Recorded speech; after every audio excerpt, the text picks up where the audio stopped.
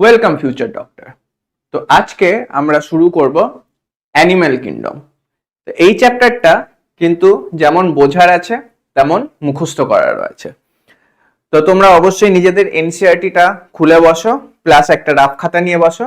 আমি কিরকম ভাবে পড়াই তোমাদের তো বলেছি এর আগে, যে আমি যখন পড়াবো এনসিইআরটির লাইন বাই লাইন পড়াবো, প্রত্যেকটা লাইন বোঝানোর চেষ্টা করব। যদি বুঝতে না পারো ভিডিওটা আবার একটু পেছনে গিয়ে আবার শুনবে, আশা করি বুঝতে পারবে। তারপরে যেই টপিকটা পড়ানো হয়ে যাবে আমি হয়তো ভিডিওতে বলবো যে ভিডিওটা পজ করো, ওই টপিকটা তুমি এনসিইআরটি থেকে লাইন বাই লাইন পড়বে, নিজে মেমোরাইজ করার চেষ্টা করবে, যদি মনে পড়ে তারপর ভিডিওটা কন্টিনিউ করবে। তো যেগুলো রেকর্ডেড লেকচার হবে সেগুলো কিন্তু এইভাবেই তোমাদেরকে করতে হবে। আর লাইভ লেকচারের ক্ষেত্রে যখন হবে তখন আমি তোমাদেরকে বলে দেব কিভাবে করতে হবে, আর সেখানে তো ইন্টারাকশনও করতে পারবে, তো কোনো অসুবিধা হবে না। ঠিক আছে, শুরু করা যাক তাহলে। আজকে হচ্ছে অ্যানিম্যাল কিংডম।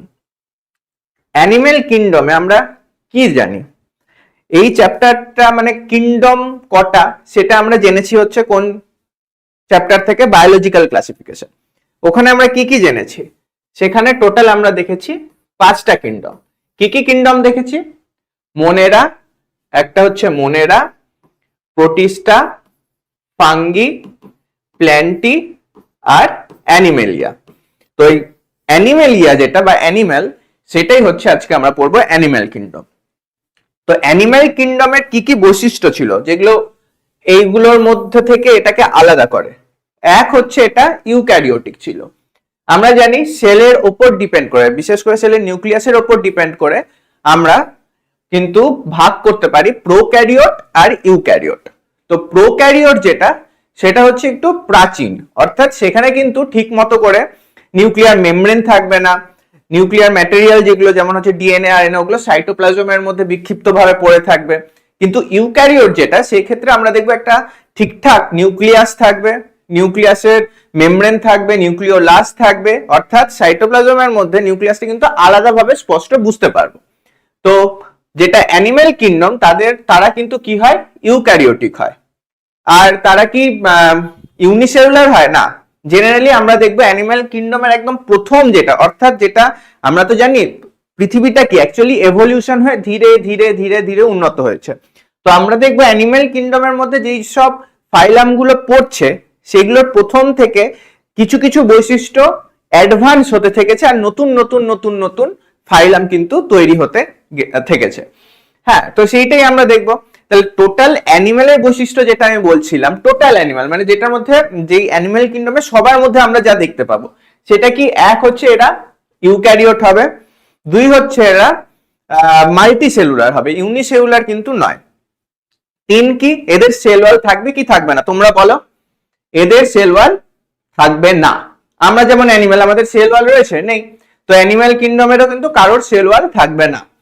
তারপর কি হবে? হেটারোট্রপিক হবে। হেটারোট্রপিক মানে কি? হেটারোট্রপিক মানে হচ্ছে দুই ধরনের হয়। একটা হচ্ছে দেখো, যখন আমরা পড়বো ট্রপিক লেভেলটা যদি বোঝায় একদম বেসিক থেকে, তাহলে আমরা দুটো ভাগ দেখতে পারি। ট্রপিক মানে হচ্ছে কে কিভাবে খাওয়া দাওয়া করছে। তো একটা হতে পারে অটোট্রপ, আরেকটা হতে পারে হেটেরোট্রপ। অটো কথাটার মানে হচ্ছে অটো, তোমরাই বলো অটো মানে কি? অটো মানে হচ্ছে যে নিজেই নিজে স্বতন্ত্র, অটোমেটিক মেশিন কাকে বলি? যে নিজে নিজে চালিত হতে পারে। তো অটোট্রপ মানে হচ্ছে যারা নিজেদের খাবার নিজেরা তৈরি করতে পারে। এটার মধ্যে আবার দুটো ভাগ হতে পারে। একটা কি? একটা হচ্ছে ফটো অটোট্রপ, একটা ফটো অটোট্রপ আর একটা কেমো অটোট্রপ। ফটো অটোট্রপ মানে কি? ফটো অটোট্রপ মানে হচ্ছে যেটা তোমরা আশেপাশে দেখছো, গাছ যে রয়েছে সবুজ পাতাযুক্ত, ওরা কি করে? সূর্যের যেই আলোটা আসে, ওই আলোর মধ্যে যেই এনার্জিটা রয়েছে, ওই এনার্জিটাকে ওরা পরবর্তীতে এটিপি হোক বা তারপর এটিপির থ্রুতে অন্যান্য কার্বোহাইড্রেট হোক বা ফ্যাট হোক, প্রোটিন হোক, মেনলি কার্বোহাইড্রেটই আর কি, গ্লুকোজের মধ্যে যে বন্ড এনার্জিটা রয়েছে ওই এনার্জিতে ওরা কনভার্ট করে দেয়। অর্থাৎ লাইটের এনার্জিটা ওরা বন্ড এনার্জির মধ্যে কনভার্ট করে দিল। তারা হচ্ছে ফটো অটোট্রপ। যেহেতু লাইটের এনার্জিটা নিল, তার মানে ওরা কি হবে? সূর্যের উপর ডিপেন্ডেন্ট। ওরা কিন্তু পৃথিবীতে কারোর উপর ডিপেন্ডেন্ট নয়, যেহেতু নিজেই নিজের খাবার বানাচ্ছে কিভাবে? লাইটের থেকে এনার্জিটা নিয়ে, সেই জন্য ওরা হয়ে গেল ফটো, কারণ লাইটের থেকে নিচ্ছে আর নিজেই নিজের খাবার বানাচ্ছে, অন্যের উপর ডিপেন্ডেন্ট নয়, তাই অটোট্রপ, ফটো অটোট্রপ। বোঝা গেছে? তাহলে কেমো অটোট্রপ কারা হবে? কেমো অটোট্রপ হচ্ছে সেই সব জীব হবে যারা কি কেমিক্যালের উপর ডিপেন্ডেন্ট। এবার তোমরা তো বলতে পারো স্যার আমরাও তো কেমিক্যালের উপর ডিপেন্ডেন্ট, আমরা যে ভাত খাই সেটাও তো অ্যাকচুয়ালি কেমিক্যালই হচ্ছে। হ্যাঁ, কিন্তু সেটা কি, সেটা হচ্ছে অর্গানিক কেমিক্যাল। আমরা যে ধরো ভাত, মাংস, মাছ যাই খাই, যে যা খাই, ফল মূল যাই খাও, সেগুলো কি, সেগুলো সবকটা কিন্তু অর্গানিক ম্যাটেরিয়াল, যেগুলো ডাইরেক্টলি হোক বা ইনডাইরেক্টলি হোক এই ফটো অটোট্রপি কিন্তু বানিয়েছে। এবার ডাইরেক্টলি ইনডাইরেক্টলি কেন বলছি, কারণ ধরো আমরা ফল খাচ্ছি, ওটা ডাইরেক্টলি ফটো অটোট্রপ বানিয়েছে, মানে গাছ বানিয়েছে। এবার ধরো আমি যখন মাংস খাচ্ছি, তুমি তো বলতে পারো ছাগল তো মানে ফটো অটোট্রপ না, তাহলে কিভাবে ডিপেন্ডেন্ট? অবভিয়াসলি ছাগল কি খায়, ঘাস খায়, তার মানে ওরা তো ফটো অটোট্রপকে খেয়েই বেঁচে রয়েছে, তারপর ওদেরকে আমরা খাচ্ছি, মানে ইনডাইরেক্টলি আমরা কি হচ্ছে, ফটো অটোট্রপের উপর কিন্তু ডিপেন্ডেন্ট, সেই জন্য আমরা হেটেরোট্রপ। তাহলে কেমো অটোট্রপ কাকে বলবো? এটা তো কেমো বলছি মানে কেমিক্যালের থ্রুতে নিচ্ছে, কিন্তু আবার অটোট্রপ বলছি, এটা হচ্ছে সেই সব কেমিক্যাল নেবে যেগুলো ফটো অটোট্রপ বা কোনো জীব তৈরি করে না। যেমন কোন কিরকম কেমিক্যাল, যেমন হচ্ছে ইনঅর্গানিক কেমিক্যাল, বুঝতে পেরেছো? যেমন ধরো H2S, হ্যাঁ, তো এটা কি কোনো গাছ বা কিছু তৈরি করে না, এগুলো নেচারে অলরেডি রয়েছে। সেইখান থেকে কিন্তু ওই বন্ডগুলো, অর্থাৎ যেই ইনঅর্গানিক কেমিক্যালের বন্ডগুলো ভেঙে যেই এনার্জিটা পায়, সেই এনার্জিটা ইউজ করবে হচ্ছে কেমো অটোট্রপ। যেহেতু ইনঅর্গানিক কেমিক্যাল অলরেডি পৃথিবীতে প্রথম থেকেই রয়েছে, যেমন ধরো H2S কি কোনো গাছ বা কোনো জীব তৈরি করে না, সেটা পৃথিবীতে রয়েছে। সেটা কি কোনো প্রাণীর উপর ডিপেন্ড, যে ওই প্রাণীটা যদি পৃথিবী থেকে বিলুপ্ত হয়ে যায় তাহলে আর এই কেমিক্যালটা থাকবে না, না সেটাও না। অর্থাৎ ইনঅর্গানিক কেমিক্যালের বন্ড ভেঙে যারা নিজেদের এনার্জি জোগাড় করে তাদেরকে আমরা কি বলবো, কেমো অটোট্রপ। কারণ ওই ইনঅর্গানিক কেমিক্যাল গুলো কিন্তু কোনো কিছুর উপর ডিপেন্ডেন্ট নয়, অর্থাৎ এই জীবটা যে ওই কেমিক্যালটা তৈরি করছে তা নয়। কিন্তু হেটেরোট্রপে আমরা ভাত খাচ্ছি, সেটা কোথা থেকে আসে, সেটা ফটো অটোট্রপ থেকে আসে। যদি পৃথিবী থেকে ফটো অটোট্রপ চলে যায় তাহলে কিন্তু আমরা বেঁচে থাকতে পারবো না। কেন? কারণ আমরা যে অর্গানিক কেমিক্যাল গুলো খাচ্ছি সেগুলো ফটো অটোট্রপ থেকে আসছে, কিন্তু যেগুলো ইনঅর্গানিক কেমিক্যাল তারা কিন্তু পৃথিবীতে প্রথম থেকেই রয়েছে, সেই জন্য এরাও কিন্তু নিজেদের খাবার নিজেরাই অ্যাকচুয়ালি তৈরি করছে, সেই জন্য এদেরকে অটোট্রপ বলছি, যারা ইনঅর্গানিক কেমিক্যাল নিচ্ছে। তো ইনঅর্গানিক কেমিক্যাল নিচ্ছে, সেই জন্য কি বলবো, কেমো অটোট্রপ। আর আমরা যেহেতু অর্গানিক কেমিক্যাল নিচ্ছি, যেটা এখান থেকে তৈরি হয় ফটো অটোট্রপ থেকে, সেই জন্য আমরা হেটেরোট্রপের মধ্যে, কারণ আমরা এদের উপর ডিপেন্ডেন্ট, আমরা নিজেদের খাবার নিজেরা তৈরি করছি না। তাহলে বোঝা গেল ট্রপিক লেভেল যদি আমরা মেন ভাগ করে দুটো হচ্ছে, একটা অটোট্রপ আর একটা হেটেরোট্রপ। অটোট্রপের মধ্যে ফটো অটোট্রপ আর আরেকটা কি, কেমো অটোট্রপ। এবার হেটেরোট্রপের মধ্যে অনেক ধরনের হয়, স্যাপ্রোফাইটিক হয়, প্যারাসাইটিক হয়, হলোজয়িক হয়। এবার আমরা যেহেতু আজকে অ্যানিমেল কিংডম নিয়ে আলোচনা করছি, তো অ্যানিমেল কিংডমে মেনলি কি কি হতে পারে, আমরা মেনলি দেখবো অ্যানিমাল কিংডমে হয় স্যাপ্রোফাইটিক হচ্ছে অথবা হলোজয়িক হচ্ছে। স্যাপ্রোফাইটিক মানে কি, স্যাপ্রোফাইট হচ্ছে ধরো পচা গলা যেসব অর্গানিক ম্যাটেরিয়াল রয়েছে সেগুলোর উপর থেকে যারা খাবার নেয়, যেমন মাছি টাছি এগুলো দেখছো। আর হলোজয়িক যেটা, এবার হলোজয়িকের মধ্যে হচ্ছে আমরা যেটা বলবো, যেমন হচ্ছে অ্যানিমেলের বেশিরভাগ ক্ষেত্রে হলোজয়িক হয়। এবার হলোজয়িকের মধ্যে কিন্তু অনেক কিছু পড়ে যাচ্ছে। এবার হলোজয়িক মানে আমরা যে ধরো খাবারটা খাই, হ্যাঁ বুঝতে পারছো তো, এটা তোমরা লিখে নাও খাতার মধ্যে, যেটা বলেছি না একটা রাফ খাতা রাখতে। তো হলোজয়িকের মধ্যে যেগুলো হয়, প্রথম স্টেপটা হচ্ছে ইনজেকশন, তারপর হচ্ছে ডাইজেশন, তারপর অ্যাবজর্পশন, তারপর অ্যাসিমিলেশন, তারপর ইজেশন। তাহলে প্রথমে কি বললাম লেখো তোমরা, প্রথমে লেখো হচ্ছে, এক সেকেন্ড আরেকটা নতুন পেজ নিয়ে নি, তাহলে তোমাদের লিখতে সুবিধা হবে। প্রথমটা হচ্ছে ইনজেকশন। তাহলে প্রথমেই বুঝতে পারছো ইনজেকশন। ইনজেকশন কথাটার মানে কি, ইনজেকশন কথাটার মানে হচ্ছে ইন, অর্থাৎ খাবারটা কি হচ্ছে, ইন হচ্ছে, অর্থাৎ খাবারটা ভেতরে ঢুকছে। তো আমরা আমাদের ক্ষেত্রেই ধরো আমরা কোনো কিছু ভাত নিলাম, সেটা খাবারটা খাচ্ছি, অর্থাৎ খাবারটা ভেতরে ঢুকছে, তো এটা হয়ে গেল হচ্ছে ইনজেকশন। এটা হচ্ছে হলোজয়িক মোড অফ নিউট্রিশনের ফার্স্ট স্টেপ। তারপর হচ্ছে ডাইজেশন। ডাইজেশন মানে হচ্ছে, তোমরাও লিখে নাও, ডাইজেশন মানে হচ্ছে যেটা আমরা খাবারটা তো খেলাম, এবার খাবার পর কোথায় যাচ্ছে, পেটের মধ্যে যাচ্ছে, স্টমাকে যাচ্ছে, স্মল ইন্টেস্টাইনে যাচ্ছে, লার্জ ইন্টেস্টাইনে যাচ্ছে। ওখানে কি রয়েছে, ওখানে রয়েছে বিভিন্ন ধরনের ডাইজেস্টিভ এনজাইম। সেগুলো কি করবে, বড় বড় যেগুলো পলিমার রয়েছে কার্বোহাইড্রেট, প্রোটিন, ফ্যাটের, সেগুলোকে ভেঙে দেবে। অর্থাৎ এই ভেঙে ভেঙে যে টুকরো করে দিচ্ছে, এইটাই হয়ে গেল হচ্ছে ডাইজেশন, বুঝতে পেরেছো? অর্থাৎ ব্রেকডাউন হচ্ছে কমপ্লেক্স ম্যাটেরিয়ালটা। এরপর কি হবে, এরপর হবে হচ্ছে অ্যাবজর্পশন। এর পরের স্টেপটা হচ্ছে অ্যাবজর্পশন। শর্টে লিখলাম, তোমরা পুরোটাই লেখো খাতার মধ্যে। অ্যাবজর্পশন, অ্যাবজর্পশন মানে হচ্ছে এখানে কি হয়, হচ্ছে নিউট্রিয়েন্ট গুলো যেগুলো হচ্ছে ডাইজেশনে যেগুলো ছোট ছোট হয়ে গেল সেইগুলো হচ্ছে এবার আমাদের শরীরের মধ্যে অ্যাবজর্ব হবে। হচ্ছে আমাদের যেটা গাট রয়েছে পুরো লার্জ ইন্টেস্টাইন, স্মল ইন্টেস্টাইন বা স্টমাক, সেখান থেকে যে ছোট ছোট মলিকিউল গুলো হলো ডাইজেশনের জন্য, অর্থাৎ বললাম না ডাইজেশনের কমপ্লেক্স মলিকুলটাকে ভেঙে ছোট ছোট মলিকুল করলো, এবার ওই মলিকুলগুলো আমাদের শরীরের মধ্যে ব্লাড স্ট্রিমের মধ্যে হোক, যেমন হচ্ছে কার্বোহাইড্রেট, প্রোটিন, এগুলো মেনলি ব্লাড স্ট্রিমের মধ্যে হোক, বা ধরো লিপিডের যে সব মলিকুল থাকে সেগুলো হচ্ছে আমরা পরবর্তী দেখবো লিমফেটিক সিস্টেম রয়েছে ওইখানে মেনলি অ্যাবজর্ব হচ্ছে। অর্থাৎ আমাদের যেটা বডি ফ্লুইড রয়েছে ব্লাড বা লিম, সেইখানে কিন্তু এইগুলো এবার অ্যাবজর্ব হচ্ছে। তাহলে থার্ড স্টেপটা কি হলো, অ্যাবজর্পশন। এরপর হচ্ছে অ্যাসিমিলেশন। অ্যাসিমিলেশন মানে হচ্ছে এটা হচ্ছে ইউটিলাইজেশন হবে, যেটা অ্যাবজর্ব হলো সেটা হচ্ছে ইউটিলাইজেশন হবে আমাদের এনার্জির জন্য। তাহলে এরপর কি হবে, অ্যাসিমিলেশন। তোমরা লিখে নাও ফুল, এটা আমি শর্টে লিখলাম।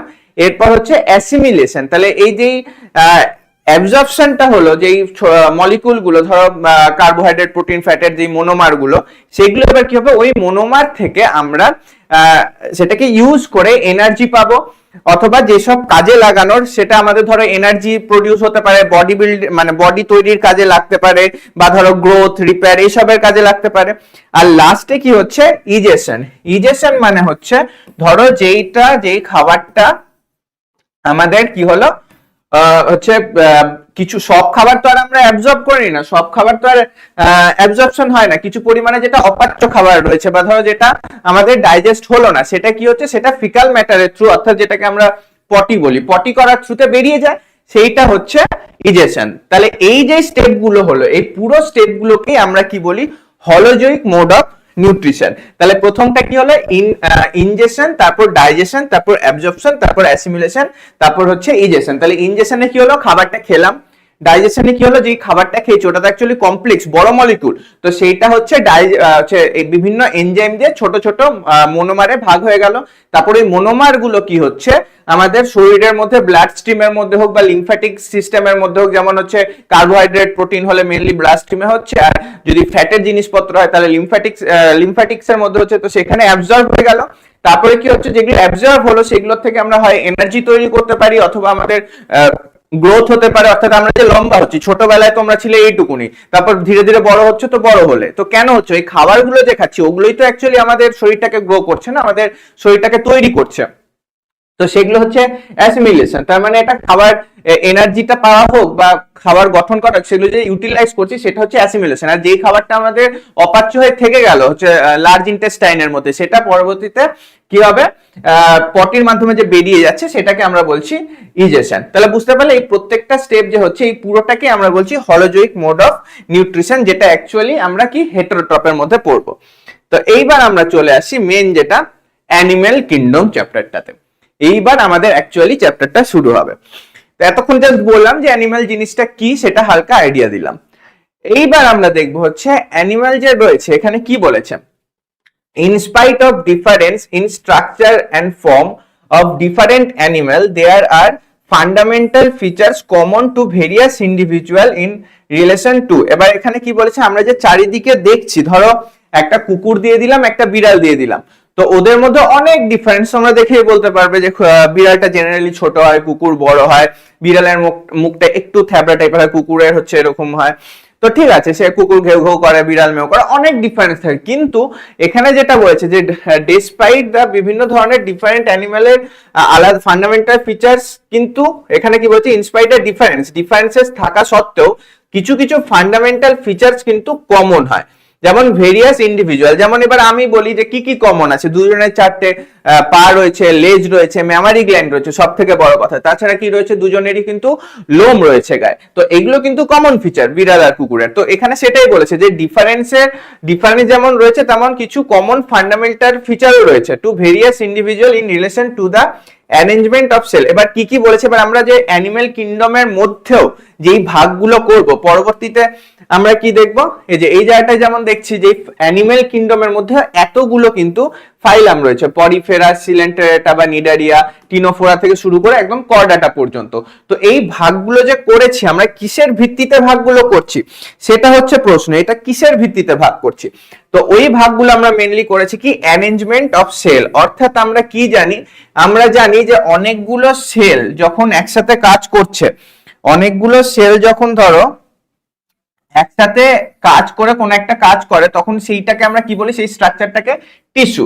অনেকগুলো টিস্যু একসাথে যুক্ত হয়ে যে স্ট্রাকচারটা তৈরি করে সেটাকে কি বলি, অর্গান। অনেকগুলো অর্গান যখন একসাথে কাজ করে কোনো কিছু করে সেটাকে আমরা কি বলি, অর্গান সিস্টেম। যেমন হচ্ছে সেল, সেলের এখানে কি কি হতে পারে, সেল অনেক ধরনের হতে পারে। আমাদের শরীরের মধ্যে কত ধরনের সেল রয়েছে, চোখের মধ্যে কোন সেল, রড সেল রয়েছে, ব্রেনের মধ্যে বা স্পাইনাল কর্ডের মধ্যে নিউরন রয়েছে, তারপর হচ্ছে ব্লাডের মধ্যে আরবিসি, ডাব্লিউবিসি, এই সব কিছু রয়েছে, এগুলো কি এক একটা কিন্তু সেল।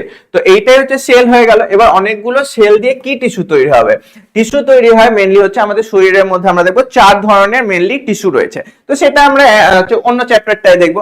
যেমন এখানে একটা এক্সাম্পল দিয়েছে এপিথেলিয়াল টিস্যু, তাছাড়া হচ্ছে আমাদের টিস্যু রয়েছে হচ্ছে মাসকুলার টিস্যু হতে পারে, নিউরাল টিস্যু হতে পারে, কানেকটিভ টিস্যু হতে পারে। এই 4 ধরনের কিন্তু টিস্যু রয়েছে বলেই দিলাম। তো এটার একটা এক্সাম্পল দিয়েছে এপিথেলিয়াল টিস্যু। তারপরে এই টিস্যুগুলো দিয়ে কি তৈরি হয়, অর্গান তৈরি হয়।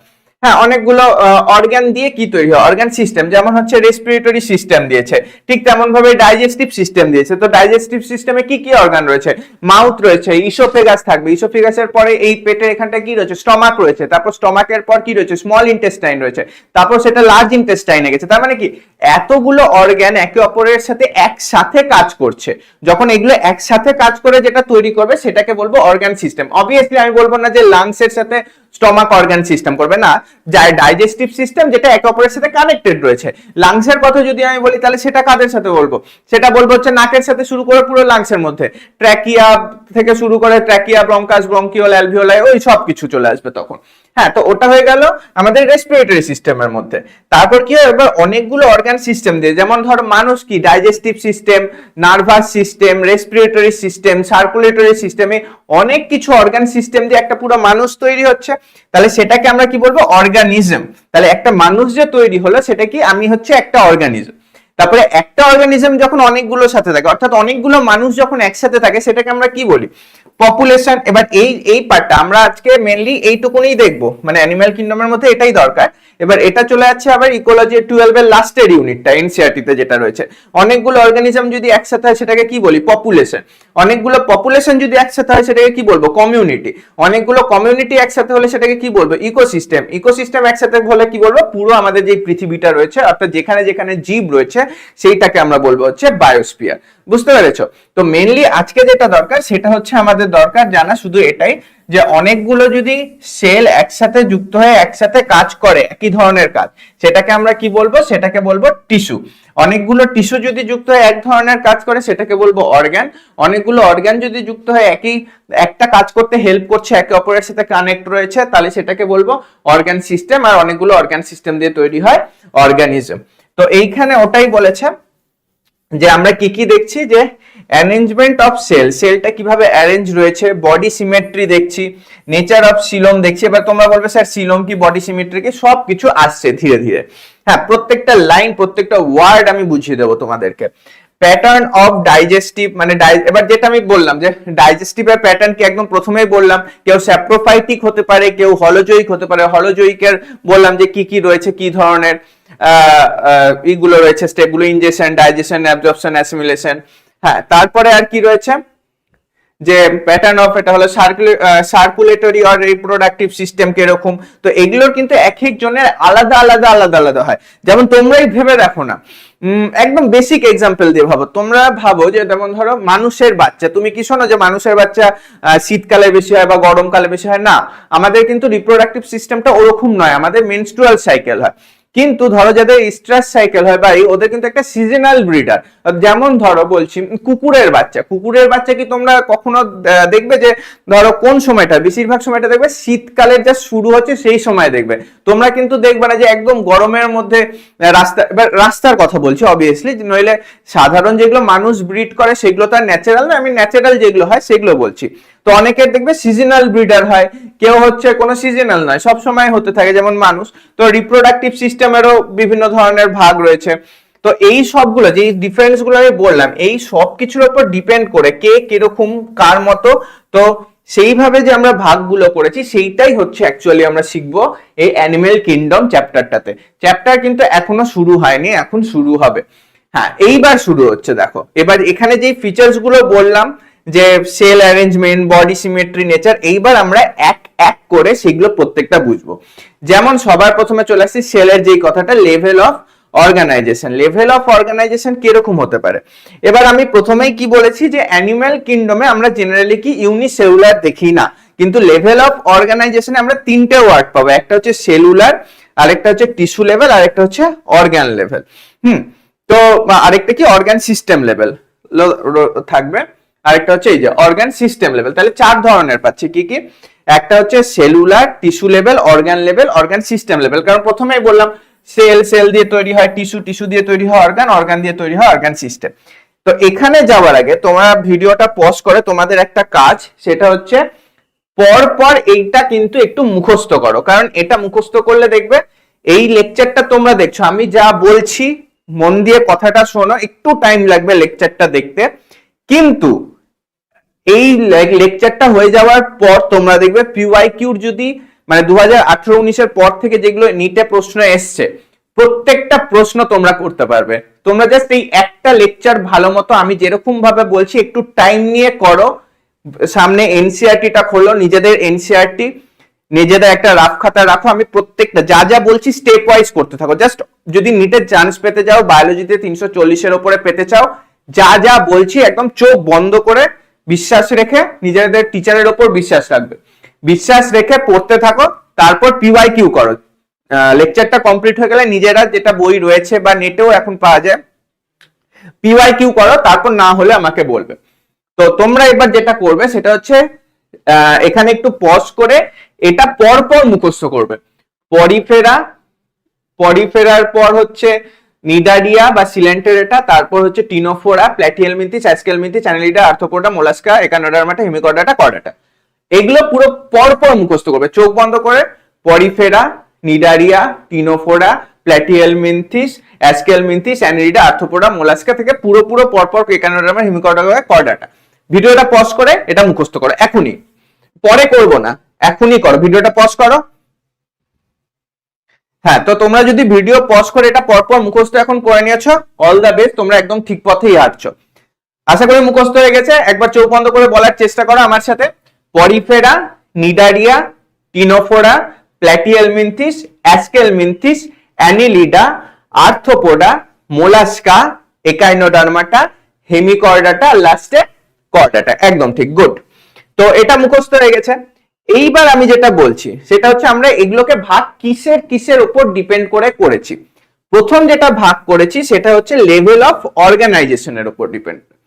লেভেল অফ অর্গানাইজেশন মানে কি? এখানে যে আমি তোমাদেরকে এটা মুখস্থ করালাম কেন, কারণ একদম প্রথমে আমরা দেখব মানে এর এভলিউশনটা এরকম ভাবে হয়েছে, একদম প্রাচীন যেটা সেটা হচ্ছে পরিফেরা, আর ধীরে ধীরে অ্যাডভান্স হতে গেছে আর নিচে নামতে গেছে। অর্থাৎ পরিফেরার থেকে নিডারিয়া অ্যাডভান্স, নিডারিয়ার থেকে দেখবো টিনোফোরা অ্যাডভান্স, এর থেকে প্ল্যাটিহেলমিনথিস, অ্যাস্কেলমিনথিস তার থেকে বেশি অ্যাডভান্স, অ্যানেলিডা তার থেকে বেশি অ্যাডভান্স, আর্থ্রোপোডার থেকে মোলাস্কা বেশি অ্যাডভান্স, মোলাস্কার থেকে একানোডার্মাটা অ্যাডভান্স, একানোডার্মাটা থেকে হেমিকর্ডাটা অ্যাডভান্স, হেমিকর্ডাটা থেকে কর্ডাটা অ্যাডভান্স। তো এইবার দেখো তোমাদের কিন্তু এখানেই পুরো অর্ধেক মুখস্থ হয়ে যাবে। সেটা হচ্ছে তাহলে প্রথম যেটা আমি নিলাম যে বেসিক অফ ক্লাসিফিকেশনের যে বৈশিষ্ট্যগুলো যার উপর ভিত্তি করে আমি ক্লাসিফিকেশন গুলো করছি সেটা কি? Level of organisation. Level of অর্গানাইজেশনে কি কি আছে? Cellular level, tissue level, organ আর অর্গান সিস্টেম। তো এবার দেখো এখানে আমি বললাম যে অ্যানিম্যাল কিংডমে কিন্তু ইউনিসেলুলার হয় না। তো সেলুলার লেভেলটা কি? সেলুলার লেভেল মানে হচ্ছে যখন অনেকগুলো সেল একসাথে যুক্ত হয়ে একটা অ্যানিমাল তৈরি করছে। কিন্তু এবার টিস্যু কাকে বললাম? যখন অনেকগুলো সেল একসাথে যুক্ত হয়ে একে অপরের সাথে কানেকশন তৈরি করবে, একসাথে কাজ করবে, একটা অ্যাজ এ ইউনিট কাজ করবে। কিন্তু সেলুলার লেভেলে কি হবে? সেল অনেকগুলো আছে কিন্তু অ্যাজ এ ইউনিট কাজ করতে পারে না। তো সেক্ষেত্রে কি বলবো? ওটা ইউনিসেলুলার হলো না, কারণ অনেকগুলো সেল আছে কিন্তু অ্যাজ এ ইউনিট হয়ে যে ওটা টিস্যু করবে সেটা কিন্তু হচ্ছে না। তো এই জিনিসটা আমরা কোথায় দেখতে পাবো? এটা হচ্ছে একদম বেসিক, মানে একদম হচ্ছে অনুন্নতদের বৈশিষ্ট্য, তাহলে একদম প্রথমে আমরা কি দেখবো, যেটা বললাম পরিফেরা, তো সেখানে আমরা কি দেখবো, সেলুলার লেভেল। বুঝতে পেরেছো? কারণ এটা একদম পুরনো, এই জন্যই বললাম পরপর মুখস্থ করে নিতে। তাহলে লেভেল অফ অর্গানাইজেশন যদি দেখি, পরিফেরাতে কি হলো, যে আমি দেখলাম সেলুলার লেভেল। হ্যাঁ, এরপর যেটা রয়েছে, যে এবার যখন অনেকগুলো সেল একসাথে যুক্ত হয়ে একভাবে কাজ করছে, একে অপরের সাথে কানেকশন করে নতুন নতুন মানে ধরো একসাথে কানেক্ট হয়ে কোন একটা নির্দিষ্ট কাজ করছে, যেমন হচ্ছে ধরো এপিথেলিয়াল একটা টিস্যু, তো ওর কাজ কি, এই যে আমাদের যেটা চামড়া, এটা হচ্ছে এপিথেলিয়াল টিস্যু। তো এবার অবভিয়াসলি চামড়ার যে প্রত্যেকটা, এখানে যেই সেলটা রয়েছে, এখানে যেই সেলটা রয়েছে, এরা কিন্তু কানেক্টেড, একসাথে কাজ করছে, অর্থাৎ দুজনেরই কাজ হচ্ছে আমাকে প্রোটেকশন দেওয়া। চামড়ার ভেতরে যেই ব্লাড ভেসেলস রয়েছে, মাসেলস রয়েছে, সেটাকে প্রোটেকশন দিচ্ছে। এবার অবভিয়াসলি এইখানে যেই সেলটা রয়েছে বা এখানে যেই সেলটা রয়েছে, দুজনের কিন্তু আমি কি দেখবো, বৈশিষ্ট্যটা কিন্তু সেম, অর্থাৎ পুরো আমাদের যে এই টিস্যুটা রয়েছে পুরোটা একে অপরের সাথে একসাথে কানেক্ট করে কাজ করছে, অর্থাৎ সেটা এপিথেলিয়াল হিসেবেই কাজ করছে। এমন নয় যে এখানে আমার এখন কি হবে, এখানে ধরো আমাদের অক্সিজেন, লাংসের যেটা কাজ, ধরো অক্সিজেন নিয়ে, অক্সিজেন ব্লাডকে দিয়ে কার্বন ডাই অক্সাইড নেওয়া, তো সেটা নিশ্চয়ই এই সেল করবে না। বা ধরো চোখের মধ্যে কোন বা রডের যেটা কাজ, যে আলোকে দেখা বা ধরো কালার সেন্স করা, সেটা নিশ্চয়ই এখানকার সেল করবে না। তার মানে কি, এখানকার সেল যেটা আর এখানকার পাশাপাশি যে সেলগুলো রয়েছে, সবগুলো একে অপরের সাথে অ্যাজ এ ইউনিট কাজ করছে, অর্থাৎ টিস্যুতে পরিণত হয়ে গেছে। তো এটা হচ্ছে এপিথেলিয়াল টিস্যু। হ্যাঁ, তো তাহলে কি হচ্ছে, তো সেলুলারটা কোথায় দেখলাম, একদম যেটা সব থেকে অনুন্নত প্রাণী পরিফেরা, ও হচ্ছে সেলুলার। এবার আমি কি বললাম, এরপর হলো হচ্ছে অনেকগুলো সেল যখন একসাথে কাজ করবে, ওটাকে বলছি টিস্যু লেভেল। হয়ে গেল। তাহলে টিস্যু লেভেল কাদের মধ্যে আমরা দেখবো, এদের থেকে পরিফেরার থেকে যারা উন্নত। তো টিস্যু লেভেল দেখো, পরিফেরার পরের যেটা বৈশিষ্ট্য, সেটা হচ্ছে নিডারিয়া টিনোফোরার মধ্যে দেখো অ্যাডভান্স হয়ে গেল পরিফেরার থেকে, সেই জন্য টিস্যু চলে আসলো। এরপরে কি হচ্ছে দেখো, টিস্যু হলে এবার যখন অনেকগুলো টিস্যু একসাথে যুক্ত হয়ে কি তৈরি করবে, অর্গান। তো cellular level, tissue level, organ level. এবার অর্গান লেভেল আমি কোথায় দেখবো, দেখো তার পরের যেই অ্যানিমেলটা রয়েছে প্ল্যাটিয়েল মিন্থিস, টিনোফোরার থেকে এ বেশি উন্নত হবে। তো এখানে দেখো টিস্যুর পর চলে আসলো অর্গান। কিছু কিছু ক্ষেত্রে আমরা কিন্তু অর্গান সিস্টেমও দেখতে পারি প্ল্যাটিয়েল মিন্থিসে। আর লাস্টে গিয়ে চলে আসছে যেটা অর্গান সিস্টেম, যেটা আমি বললাম অনেকগুলো অর্গান দিয়ে যেটা তৈরি হয়, যেমন হচ্ছে ডাইজেস্টিভ সিস্টেমের এক্সাম্পল দিলাম, oesophagus, stomach, small intestine, large intestine, সবকিছু নিয়ে একটা আমাদের কি হচ্ছে, ডাইজেস্টিভ সিস্টেম হচ্ছে। তো এইটা যাদের মধ্যে থাকবে তাদেরকে আমরা বলবো অর্গান সিস্টেম। তো সেটা কাদের মধ্যে থাকে, সেটা মেইনলি চলে আসলো অর্গান সিস্টেম অ্যাস্কেল মিন্থিস থেকে। প্ল্যাটিয়েল মিন্থিসেও থাকে, কিন্তু সব প্ল্যাটিয়েল মিন্থিসের না, যেগুলো প্ল্যাটিয়েল মিন্থিসের মধ্যে যেগুলো বেশি অ্যাডভান্স, তাদের মধ্যে থাকবে হচ্ছে অর্গান সিস্টেম, নইলে জেনারেলি প্ল্যাটিয়েল মিন্থিসে অর্গানই রয়েছে। তাহলে দেখো পরপর যে মুখস্থ করলে তাহলে খুব সোজা। তাহলে পরিফেরাতে সব থেকে অনুন্নত, তো ওটা হচ্ছে সেলুলার লেভেল। সেলুলার লেভেলের পরে কি আছে, টিস্যু, তার পরের দুটো হচ্ছে টিস্যু, নিডারিয়া, টিনোফোরা, টিস্যু। হয়ে গেল। মনে কিভাবে রাখবে, দেখো পরিফেরা তো একদম প্রথমে আসছে, তো সেলুলার ওই হবে। তারপর টিস্যু কত দূর যাবে, টিনোফোরাতে দেখো সিটার উচ্চারণ কিন্তু হয় না, তো টিনোফোরাতে টি আছে, তো টি দিয়েই হচ্ছে টিস্যু পর্যন্ত থাকবে। হয়ে গেল। এবার প্ল্যাটিহেল মিন্থিসে সবার প্রথমে অর্গান চাচ্ছে, কিভাবে বলে, প্ল্যাটি অর্থাৎ প্লে, খেলা কিভাবে করো, বল দিয়ে খেলা করো, তো অর্থাৎ ও, তো বল ও এর মতো হয়, তো প্ল্যাটিহেল মিন্থিস হচ্ছে ও, অর্গান চলে আসলো। এবার কিছু কিছু ক্ষেত্রে অর্গান সিস্টেমও থাকবে, কারণ অর্গান সিস্টেমে ও দিয়ে শুরু, তো প্লেতে হচ্ছে ও থাকবে। তো এই হয়ে গেল। আর তারপরে চলে আসলো হচ্ছে অ্যাস্কেল মিন্থিসে অর্গান সিস্টেম। তো এবার তোমরা একটা জিনিস বলো, কখনো কি এরকম হয় যে পরে যেটা আসবে, মানে যেটা মানে নতুন হচ্ছে জিনিস আসছে, সেটা আগের জিনিসের থেকে অনুন্নত? কখনো হয় না। তাহলে একবার যখন অর্গান সিস্টেম চলে আসলো, তাহলে এর পরে আমরা দেখবো সবকটাই কিন্তু অর্গান সিস্টেম। তো এরকম ভাবে কিন্তু বুঝে বুঝে মুখস্থ করলে হয়ে যাবে। এবার তোমরা দেখো কি করবে, এবার তোমরা একবার চোখ বন্ধ করো, চোখ বন্ধ করে বলো পরিফেরা কি আছে। লেকচার কিন্তু একটু লম্বা হবে, তোমাদের জার্নিটাও কিন্তু লম্বা। এখন প্রায় 20 লাখের মতো পরীক্ষা দেয়, তো অন্যদেরকে বিট করার জন্য অন্যদের থেকে বেশি পড়তেই হবে। বায়োলজিতে এমন কোন আইআইটি লেভেলের কিন্তু অঙ্ক আসবে না, এখানে যে যত বেশি ধৈর্যের সাথে এই এনসিইআরটি বই দুটো মুখস্থ করবে বসে, তাদের কিন্তু বায়োলজিতে নাম্বার তত বেশি আসবে। হ্যাঁ, তাহলে যেটা আমি বলছি, এখনই এটা মুখস্থ করে নাও। কি আছে তাহলে, প্রথমে কি হলো, পরিফেরা। পরিফেরাটা কি হবে বলো, একদম প্রাচীন, যেহেতু সেলুলার লেভেল হয়ে গেল। এবার সেলুলার লেভেলের পর কি আসতে পারে, হ্যাঁ সেলুলার লেভেলের পর আসে হচ্ছে টিস্যু। তো টিস্যু কোথায় থাকবে? পরিফেরার পর টিস্যু কি বলেছিলাম? টি দিয়ে। তো টি দিয়ে হচ্ছে কি পরিফেরার পর দুটো আছে, নিডারিয়া টিনোফোরা। তো টিনোফোরা পর্যন্ত টিস্যু, তার মানে পরিফেরা সেলুলার হয়ে গেল, তারপরে দুটো টিস্যু টিস্যু। তারপরে যেটা প্ল্যাটিহেলমিনথিসে প্লে আছে, তো বল আসবে ও।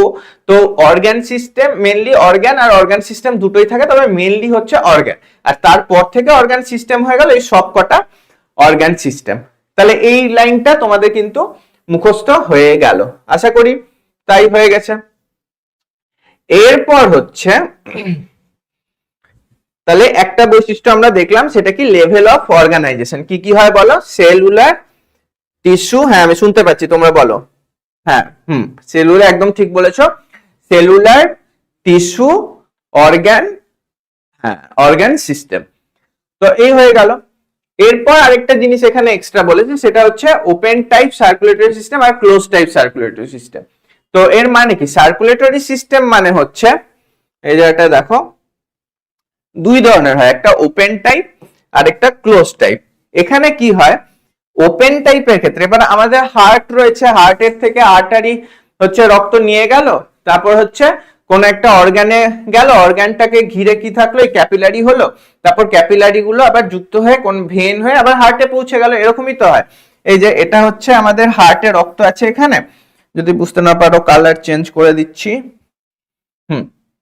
এখানে হচ্ছে হার্টে রক্ত আছে, রক্তটা হচ্ছে আর্টারির মাধ্যমে হচ্ছে হার্ট থেকে টিস্যুতে আসলো, সেখানে ক্যাপিলারিতে গেল। এবার ক্যাপিলারিতে গিয়ে কি হচ্ছে? এখানে ওরা অক্সিজেন হোক বা এক্সক্রিটরি প্রোডাক্ট হোক সবকিছু দেওয়া নেওয়া করলো। মেইনলি হার্টের কথা যেহেতু বলছি, তো অক্সিজেনের কথাই বলি। তো অক্সিজেন দিল আর কার্বন ডাই অক্সাইড নিল, নিয়ে ভেনের থ্রুতে আবার হার্টে চলে আসলো। তো এইখানে কি আমরা দেখলাম যে ব্লাড কি ডাইরেক্ট টিস্যুটার সাথে কন্ট্যাক্টে আসেনি? কেন? কারণ এখানে ক্যাপিলারি রয়েছে, যেখানে ডিফিউশনের মাধ্যমে অক্সিজেন কার্বন ডাই অক্সাইড দেওয়া নেওয়া হয়েছে। ডাইরেক্ট কিন্তু ব্লাড এখানে কোনো অর্গানের টাচে আসেনি। বুঝতে পেরেছো? তো এইখানে তাহলে কি হচ্ছে? এটাকে আমরা বলবো হচ্ছে ক্লোজ। কেন? কারণ ব্লাড ডাইরেক্ট অর্গানের কাছে, মানে অর্গানকে টাচ করেনি, ক্যাপিলারি থ্রুতে ও ডিফিউশনের মাধ্যমে অক্সিজেন কার্বন ডাই অক্সাইড দেওয়া নেওয়া করেছে। তো সেই জন্য যেহেতু ওপেন জায়গায় আসেনি, সেই জন্য এটা ক্লোজ সিস্টেম। কিন্তু ওপেনের ক্ষেত্রে কি হয়? ঠিক একইভাবে এখানে হার্ট রয়েছে, আর্টারির মাধ্যমে আসলো, কিন্তু এই জায়গাটায় একটা ক্যাভিটি থাকে। হ্যাঁ, তো ওই ক্যাভিটির মধ্যে ব্লাডটা চলে গেল, ব্লাডটা এবার ওই ক্যাভিটির মধ্যে অর্গানটাও থাকবে, তার মানে অর্গানটা ডাইরেক্ট যেটা ব্লাড রয়েছে সেটার সাথে কানেক্টে আসলো। তো ব্লাড আসলো ওই ক্যাভিটির মধ্যে পড়লো, যেখানে অর্গানটাও রয়েছে, অর্গানটা ডাইরেক্ট ব্লাডের টাচে আসলো, তো ওইখানে ডাইরেক্ট অর্গানের সাথে অক্সিজেন দেওয়া নেওয়া করলো, তারপরে ওই ব্লাডটা আবার চলে গেল একটা পাইপের মধ্যে, যেটাকে আমরা কি বলছি? ভেন বলছি। তো ভেনের থ্রুতে আবার হার্টে আসলো। তার মানে এইখানে আমরা কি দেখতে পাচ্ছি? যে এইখানে আমরা দেখতে পাচ্ছি যে ব্লাড যেটা রয়েছে সেটা কিন্তু একটা ওপেন স্পেসে আসছে, অর্থাৎ একটা ওপেন ক্যাভিটির মধ্যে আসছে, বডি ক্যাভিটির মধ্যে। তো এইটা হচ্ছে ওপেন সিস্টেম। তো বুঝতে পেরেছো? তো এনসিইআরটি কি বলছে একবার দেখে নি, যে open system in which the blood is pumped out of the heart and cells and tissue are directly bath.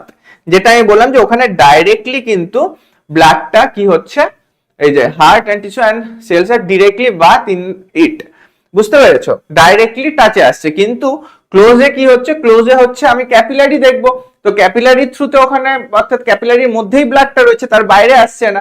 অর্থাৎ আর্টারিটা হচ্ছে বড় পাইপ, ওখান থেকে অনেকগুলো ছোট ছোট ছোট পাইপ হয়ে যাচ্ছে, আর ওই ছোট ছোট পাইপগুলো যুক্ত হয়ে আরেকটা বড় পাইপ হচ্ছে, যেটাকে আমরা বলছি ভেন। তো এখানে পাইপের মধ্যেই সবসময় ব্লাডটা থাকছে। তো এটাকে কি বলছি? In which the blood is circulated through a series of vessels and ভ্যারাইজ diameter, যেটা বললাম না ছোট ছোট হয়ে যাচ্ছে ক্যাপিলারি। তো এইটাই হচ্ছে ব্যাপার, এটা হচ্ছে ক্লোজ টাইপ। কিন্তু এখানে কি হচ্ছে? বড় পাইপ হচ্ছে আর্টারি আসলো, সেটা একটা বড় ক্যাভিটির মধ্যে ব্লাডটাকে দিয়ে দিল, সেটা হচ্ছে ক্যাভিটিটার মধ্যে হচ্ছে অর্গানটা রয়েছে, তো ডাইরেক্ট অর্গানটা কি হলো? স্নান করলো ব্লাডের মধ্যে, তো তারপর অক্সিজেন কার্বন ডাই অক্সাইড দেওয়া নেওয়া করলো। এবার ওই ক্যাভিটিটার থেকে আরেকটা বড় পাইপ ব্লাডটাকে নিয়ে নিচ্ছে, যেটাকে আমরা ভেন বলছি। অর্থাৎ এখানে কি হচ্ছে? এই ওপেন সিস্টেমে কিন্তু ক্যাপিলারিটা নেই, তারপর ওই ভেনটা আবার হার্টে নিয়ে চলে যাচ্ছে, এটা ওপেন সিস্টেমে। আর এর ক্ষেত্রে কি হচ্ছে? বড় পাইপটার থেকে ছোট পাইপ তৈরি হচ্ছে, যেটা ডিফিউশনের মাধ্যমে অর্গানটার সাথে কার্বন ডাই অক্সাইড আর অক্সিজেন দেওয়া নেওয়া করছে, আর তারপরে ছোট পাইপগুলো যুক্ত হয়ে আবার বড় পাইপ হয়ে যাচ্ছে, যেটাকে আমরা ভেন বলছি, ওখান থেকে আবার হার্টে চলে যাচ্ছে। তো এই হচ্ছে ওপেন টাইপ আর ক্লোজ টাইপ। আশা করি বুঝতে পেরেছো পুরো। হ্যাঁ, এবার আমরা চলে আসছি হচ্ছে এগুলো তো বললাম এর আগেরটা, তো এটাও একবার লাইন বাই লাইন বলে দিই, যেহেতু কথা দিয়েছি তোমাদের এনসিইআরটি প্রত্যেকটা লাইন বাই লাইন বলবো। অর্গান সিস্টেম পর্যন্ত বলে দিয়েছি। এবার organ system in different group of animal exhibit various pattern of complexities. এবার যেহেতু অর্গান সিস্টেম চলে আসছে, এবার যত বেশি, প্রথমে শুধু ধরো যেটা ছিল সেলুলার, অনেকগুলো সেল একসাথে যোগ হয়ে করছে, তার থেকে একটু কমপ্লেক্স হলো টিস্যু, তার থেকে আরো কমপ্লেক্স হলো হচ্ছে অর্গান, তারপরে যখন অনেকগুলো অর্গান যুক্ত হয়ে যাচ্ছে তো আরো কমপ্লেক্স অর্গান সিস্টেম, সেই কথা এখানে বলেছে। For example, the digestive system in Platyhelminthes has only single opening.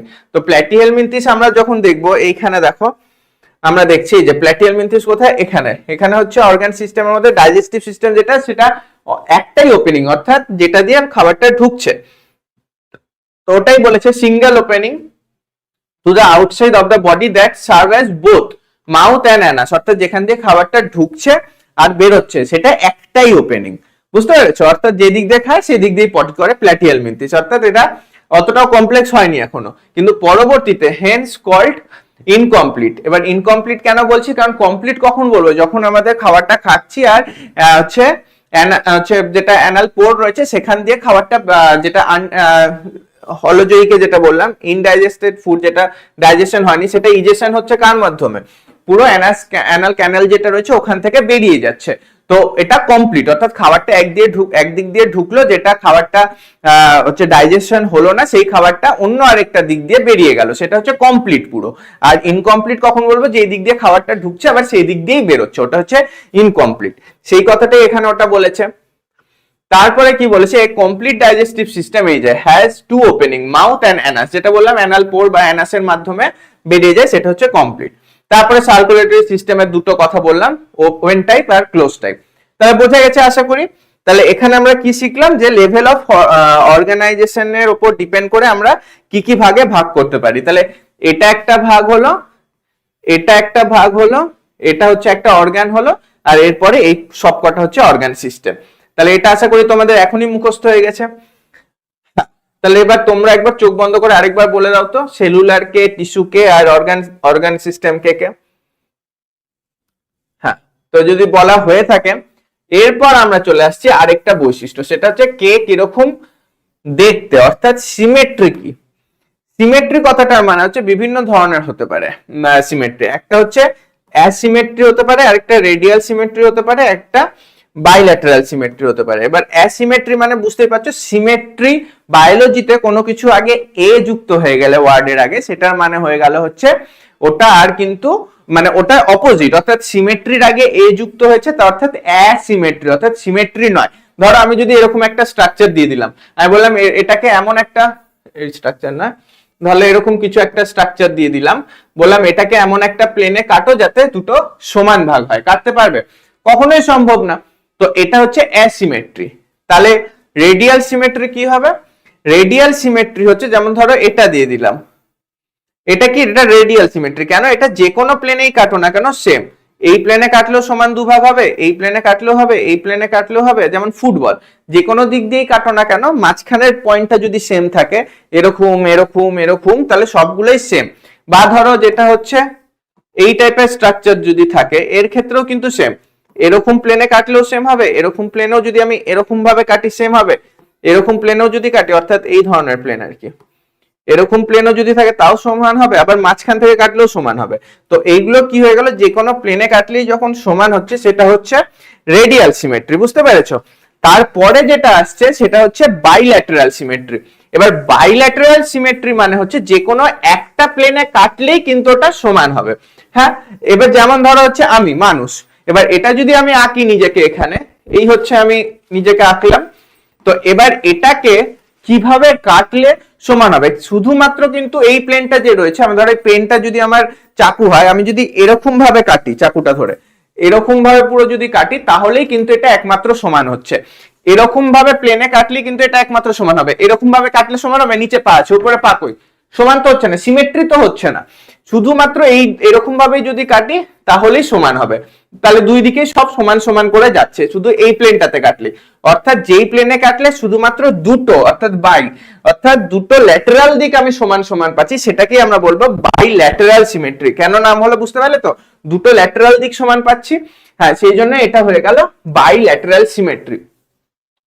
তো এইটার উপর ডিপেন্ড করেও কিন্তু আমরা অ্যানিমালদের ভাগ করছি। যেমন হচ্ছে ধরো এখানে কি বলেছে, animals can be categorise on the basis of their symmetry. খুব ভালো কথা, তো ওই হিসেবেই তো ক্যাটেগরাইজ করছি। যেমন হচ্ছে স্পঞ্জেস আর মোস্টলি অ্যাসিমেট্রি। হ্যাঁ, এবার আরেকটা জিনিস কিভাবে মনে রাখবে যে স্যার কে, যেমন তুমি নিজে কি হচ্ছে, তুমি নিজে হচ্ছে বাইল্যাটেরাল সিমেট্রি, তার মানে আমরা হচ্ছে কর্ডেড, আমরা কিন্তু অ্যানিমাল কিংডমের মধ্যে সব থেকে উন্নত।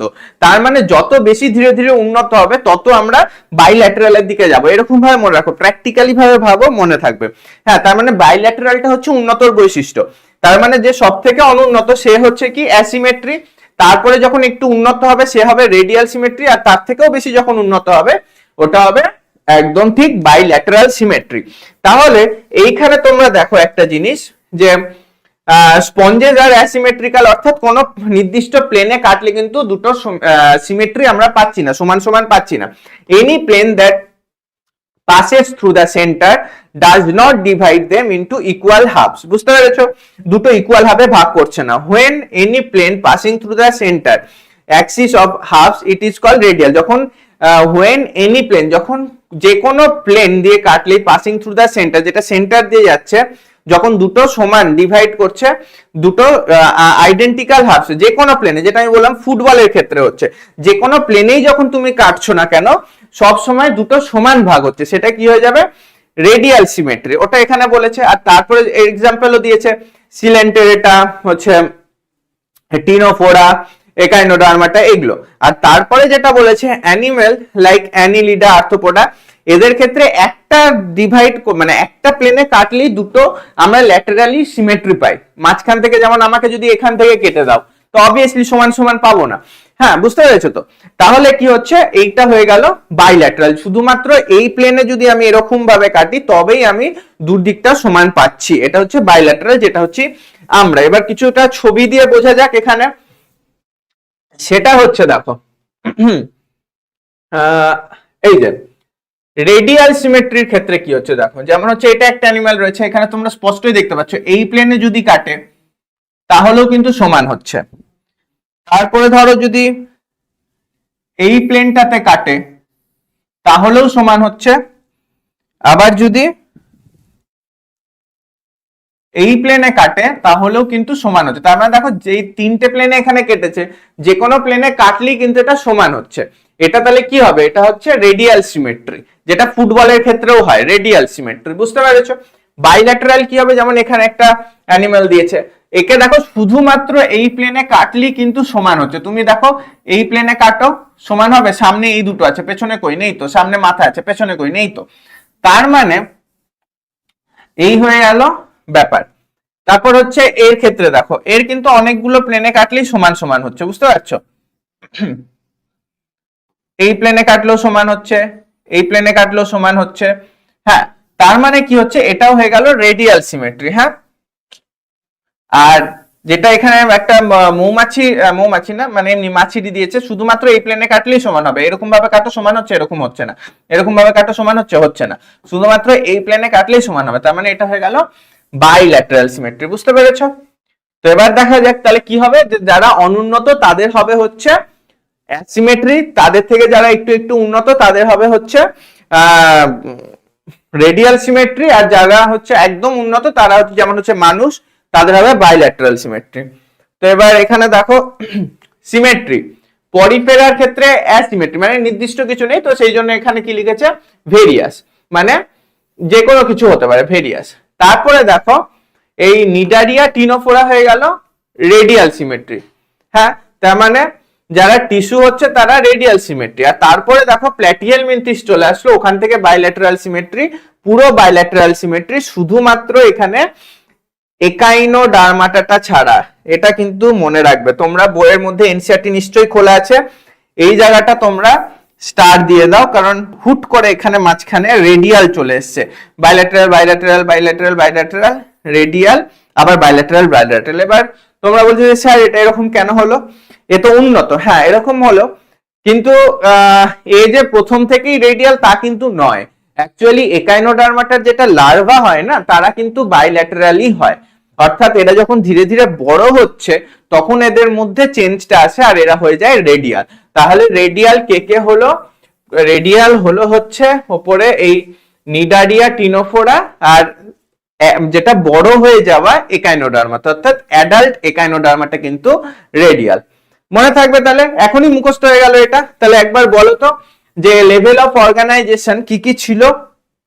এর আগেরটা যেটা পড়ালাম, cellular, tissue, organ, organ system. এবার সেলুলার কে ছিল? একদম ঠিক, আমি শুনতে পাচ্ছি তোমরা বলছো পরিফেরা।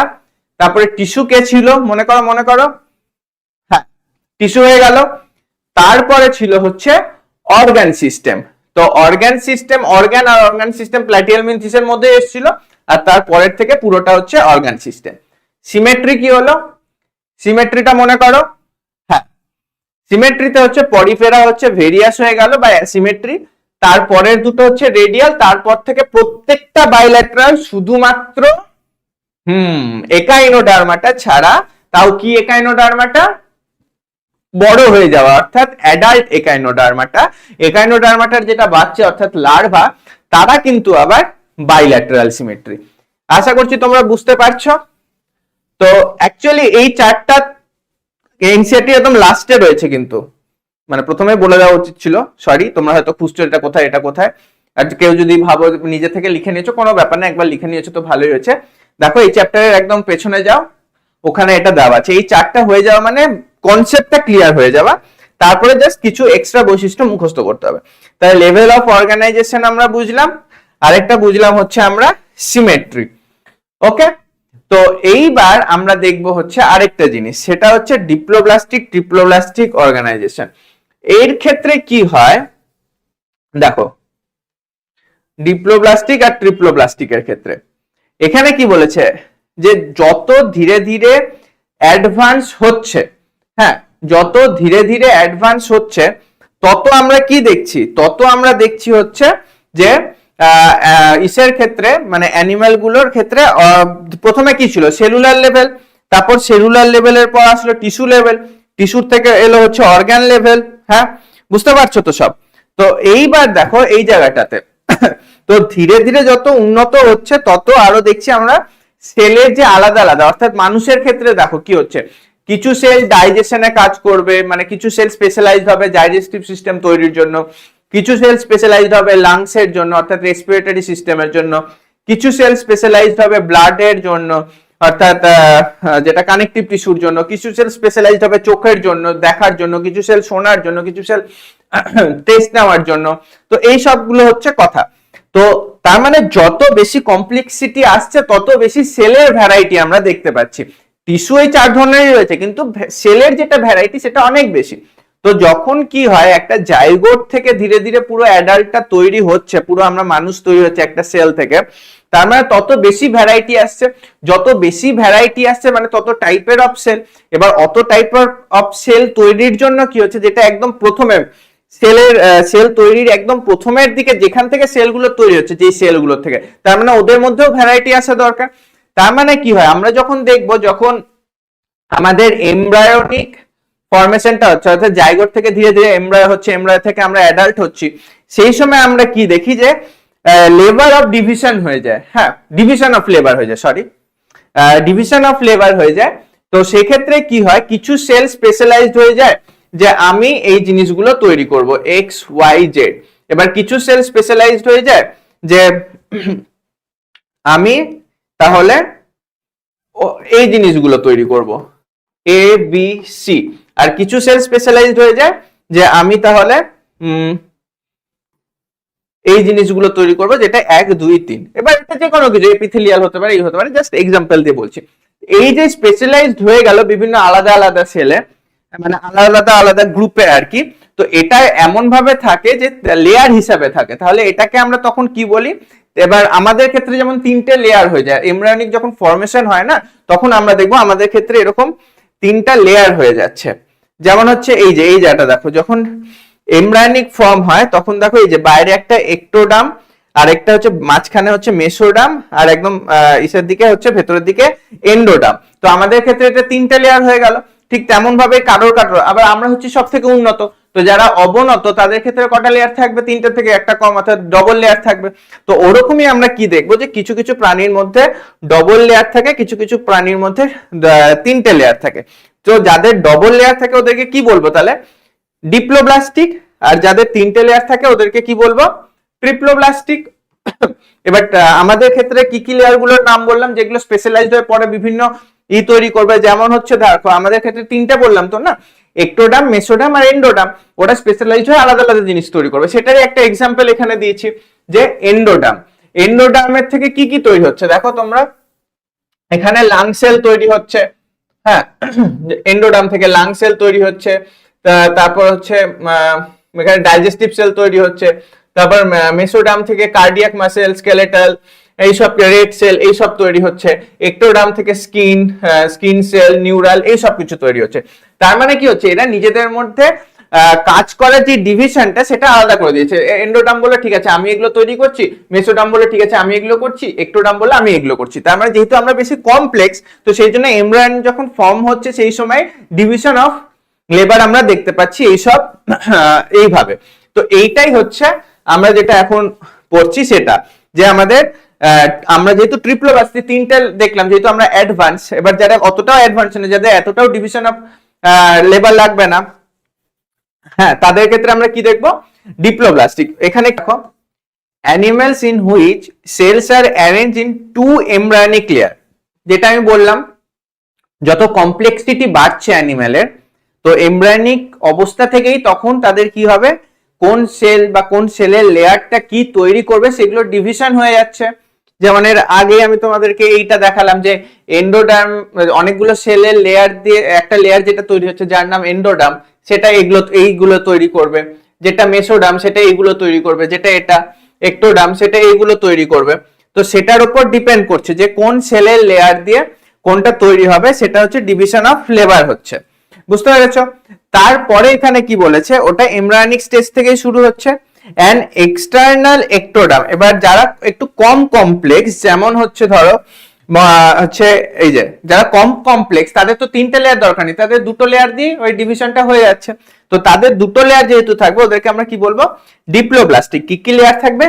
এন্ডোডার্ম আর একটোডার্ম। এই যে an external ectoderm and an internal endoderm. আর এবার যেহেতু 2টো আছে তো সেই জন্য এদেরকে বলছি ডিপ্লোব্লাস্টিক অ্যানিমাল। যেমন হচ্ছে সিলেন্টেরেট, অ্যান আনডিফারেন্সিয়েটেড লেয়ার। এবার কি হচ্ছে, এদের মাঝখানে একটা আনডিফারেন্সিয়েটেড লেয়ার বলছে। An undifferentiated layer mesoglea is present in between the ectoderm and endoderm. তো এই দুটো একটোডার্ম আর এন্ডোডার্ম, এই দুটো লেয়ারের মাঝখানে একটা আনডিফারেন্সিয়েটেড লেয়ার থাকবে, অর্থাৎ ওটা কিন্তু সেল দিয়ে তৈরি নয়, সেলুলার একটা লেয়ার থাকবে। তো এইটাকে আমরা কি বলবো? এটাকেই আমরা বলবো হচ্ছে, এখানে বললো সেটাকে হচ্ছে আমরা এই যে একটোডার্ম আর এন্ডোডার্মের মাঝখানে মেসোগ্লিয়া। মেসোগ্লিয়া বোঝা গেছে? তাহলে এটা কাদের ক্ষেত্রে দেখবো? মেসোগ্লিয়াটা যাদের 2টো লেয়ার রয়েছে ওদের মাঝখানে এইটাকে বলবো হচ্ছে মেসোগ্লিয়া, ওটা কিন্তু কোনো লেয়ার নয়। আর দোজ অ্যানিমাল যাদের হচ্ছে 3টে লেয়ার রয়েছে, যে থার্ড জার্মিনাল লেয়ার, যেটা মেসোডার্মও হয়ে যাচ্ছে, অর্থাৎ মেসোগ্লিয়া যে জায়গাটায় ছিল ডিপ্লোব্লাস্টিতে, ওদের ওই মেসোগ্লিয়ার জায়গায় আরেকটা লেয়ার তৈরি হয়ে যাচ্ছে সেলুলার, ওটাকে আমরা বলছি মেসোডার্ম। তো ওইটার ক্ষেত্রে আমরা কি বলবো? Triploblastic animal. যেমন হচ্ছে প্ল্যাটিহেলমিনথিস থেকে পুরো কর্ডাটা পর্যন্ত। তাহলে আমরা যদি দেখি এখানে আমরা কি দেখতে পাচ্ছি, সেই একই আবার ভাবে। তাহলে ট্রিপ্লোব্লাস্টিক হচ্ছে 3টে ব্লাস্ট কোথা থেকে দেখছি আমরা? প্ল্যাটিহেলমিনথিস থেকে। অর্থাৎ এখানে হচ্ছে 3টে ব্লাস্ট। এর আগে যারা ছিল সিলেন্টেরেটা যেটা ছিল আমরা দেখলাম, তাদের ক্ষেত্রে আমরা কি দেখলাম? যে ডিপ্লোব্লাস্টিক। এখানে এক্সাম্পলও দিয়ে দিয়েছে এনসিইআরটি তে, এই যে তোমরা দেখে নাও। এই যে জায়গাটা ডিপ্লোব্লাস্টিক কাদের ক্ষেত্রে দেখছি, এখানে সিলেন্টেরেটা, হ্যাঁ সিলেন্টেরেটস, অর্থাৎ যারা হচ্ছে এই যে সিলেন্টেরেটা। তো এই দুটো হচ্ছে ডিপ্লোব্লাস্টিক অ্যানিমাল। আর তারপরে হচ্ছে প্ল্যাটিহেলমিনথিস থেকে আবার অ্যাডভান্স হয়ে গেছে অবভিয়াসলি, তারপরে প্ল্যাটিহেলমিনথিস যদি ট্রিপ্লোব্লাস্টিক হয় তাহলে এই সবকটাই ট্রিপ্লোব্লাস্টিক হবে। এটার কিন্তু এখানে আলাদাভাবে কে ডিপ্লোব্লাস্টিক কে ট্রিপ্লোব্লাস্টিক সেই কথাটা বলা নেই, কিন্তু ওটা তোমরা মনে রাখো। তাহলে তোমরা একটা আলাদা লেয়ার করে দিতে পারো এখানে যে কে কোনটা ব্লাস্ট হচ্ছে। তো এখানে মনে রাখো পলিফেরা যেহেতু জাস্ট অনেকগুলো সেল একসাথে গ্যাদার হয়ে সেলুলার স্ট্রাকচার, তো এদের ক্ষেত্রে ওই ব্যাপারটা হবে না। এই দুটোর ক্ষেত্রে হচ্ছে এরা ডিপ্লোব্লাস্টিক হলো, এরপরে এরা হচ্ছে ট্রিপ্লোব্লাস্টিক। এই সবকটা হচ্ছে ট্রিপ্লোব্লাস্টিক, এটা তোমরা লিখে নিতে পারো বইয়ের মধ্যে। তো এই হয়ে গেল ব্যাপার। আর যারা ডিপ্লোব্লাস্টিক তাদের ক্ষেত্রে আমরা এক্সট্রা কি জিনিস পড়লাম, দুটো লেয়ারের মাঝখানে যে এক্সট্রা অন্য আরেকটা লেয়ার থাকবে এইটাকে আমরা কি বলছি, মেসোগ্লিয়া। আর যারা ট্রিপ্লোব্লাস্টিক ওদের দুটো লেয়ারের মাঝখানে আরেকটা লেয়ার থাকবে যেটা অ্যাকচুয়াল লেয়ার, সেটাকে আমরা বলছি, বলো, একটোডার্ম মেসোডার্মের মাঝখানে যেটা থাকছে সেটা হচ্ছে, সরি, একটোডার্ম আর এন্ডোডার্মের মাঝখানে যেটা থাকছে সেটা হচ্ছে মেসোডার্ম। বুঝতে পেরেছো? একদম ইজি ব্যাপার, কোনো কনফিউশনের কোনো ব্যাপার নেই। তাহলে ডিপ্লোব্লাস্টিক আর ট্রিপ্লোব্লাস্টিক অর্গানিজম বুঝতে পেরেছো তোমরা সবাই? আশা করি বুঝতে পেরেছো।